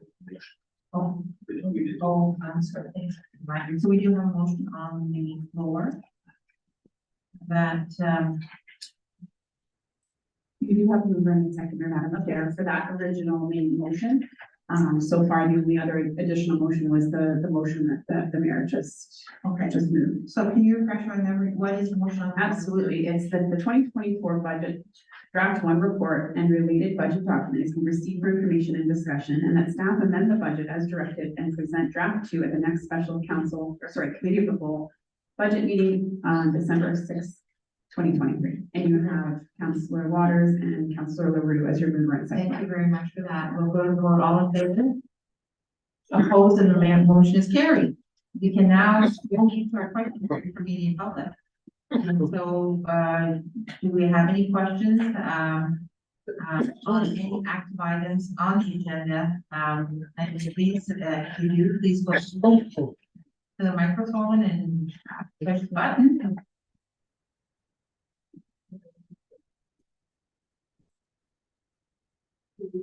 Thank you, Madam Chair. I'm going to refer to the bottom of page 1. Section, community groups are asking for tax donations. Let's start with the Midland District Lawn Bowling Club, Entertaining Community Club, and the Legion.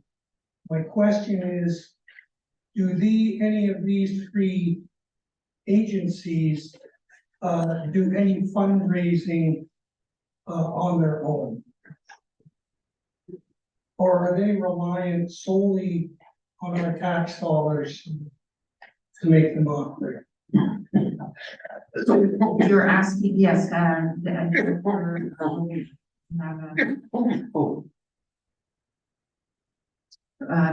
Through you, Madam Chair, specifically, I would have to reach out to those organizations to find out how they raise funds.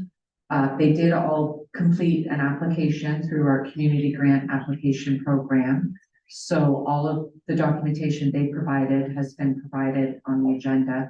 I just also wanted to clarify that the community capital grant program is not tax funded. It's funded from our community development fund reserve, which is non-taxation dollars. Oh, the clerk also, sorry, the clerk does also have a comment. Thank you for, it's just an additional piece of information, not really related, but as I handle all the lottery licensing for the municipality, I can confirm that the lawn bowling, skating club, and the Legion all have lottery licenses, so they do raise money through bingo and through 50/50 draws, etc. So they do have fundraising outside of what they're asking for. Okay, well, that's helpful then. So just to confirm, there's no tax dollars that are going to support these. And I'll say it again, I don't question the worthiness of it. They turn out good work. They do good work and they need them in the community. I just don't support my tax dollars that are going to it. Just one last one. It was an interesting discussion on the whole transit issue that we're in the transit business. How much money, plus or minus, are we paying as a town to run our transit system?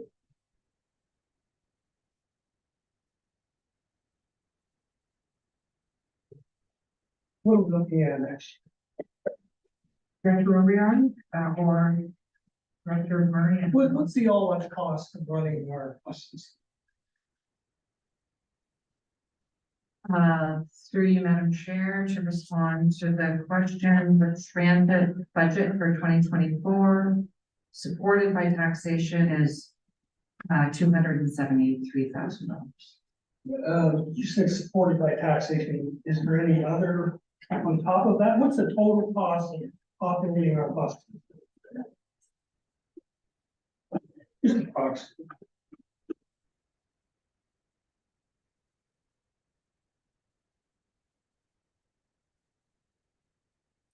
In 2024, it's estimated to be $407,000. $400,000. I just question, at what point do we get to when we simply throw our hands up and say, we just can't afford to be in that bus business anymore? You know, a town of 10,000, we can't afford to continue to have our own bus system. And I look at other municipalities. Innisfil comes to mind. They said, we're not even gonna get into the bus system. Anybody who wants to go from here to there, we'll pay for an Uber. And they found that that was cheaper than getting into the transportation business. So what I'm really saying here is that I've spent the last hour plus listening to some very interesting discussions and rationale and justifications for adding just that in.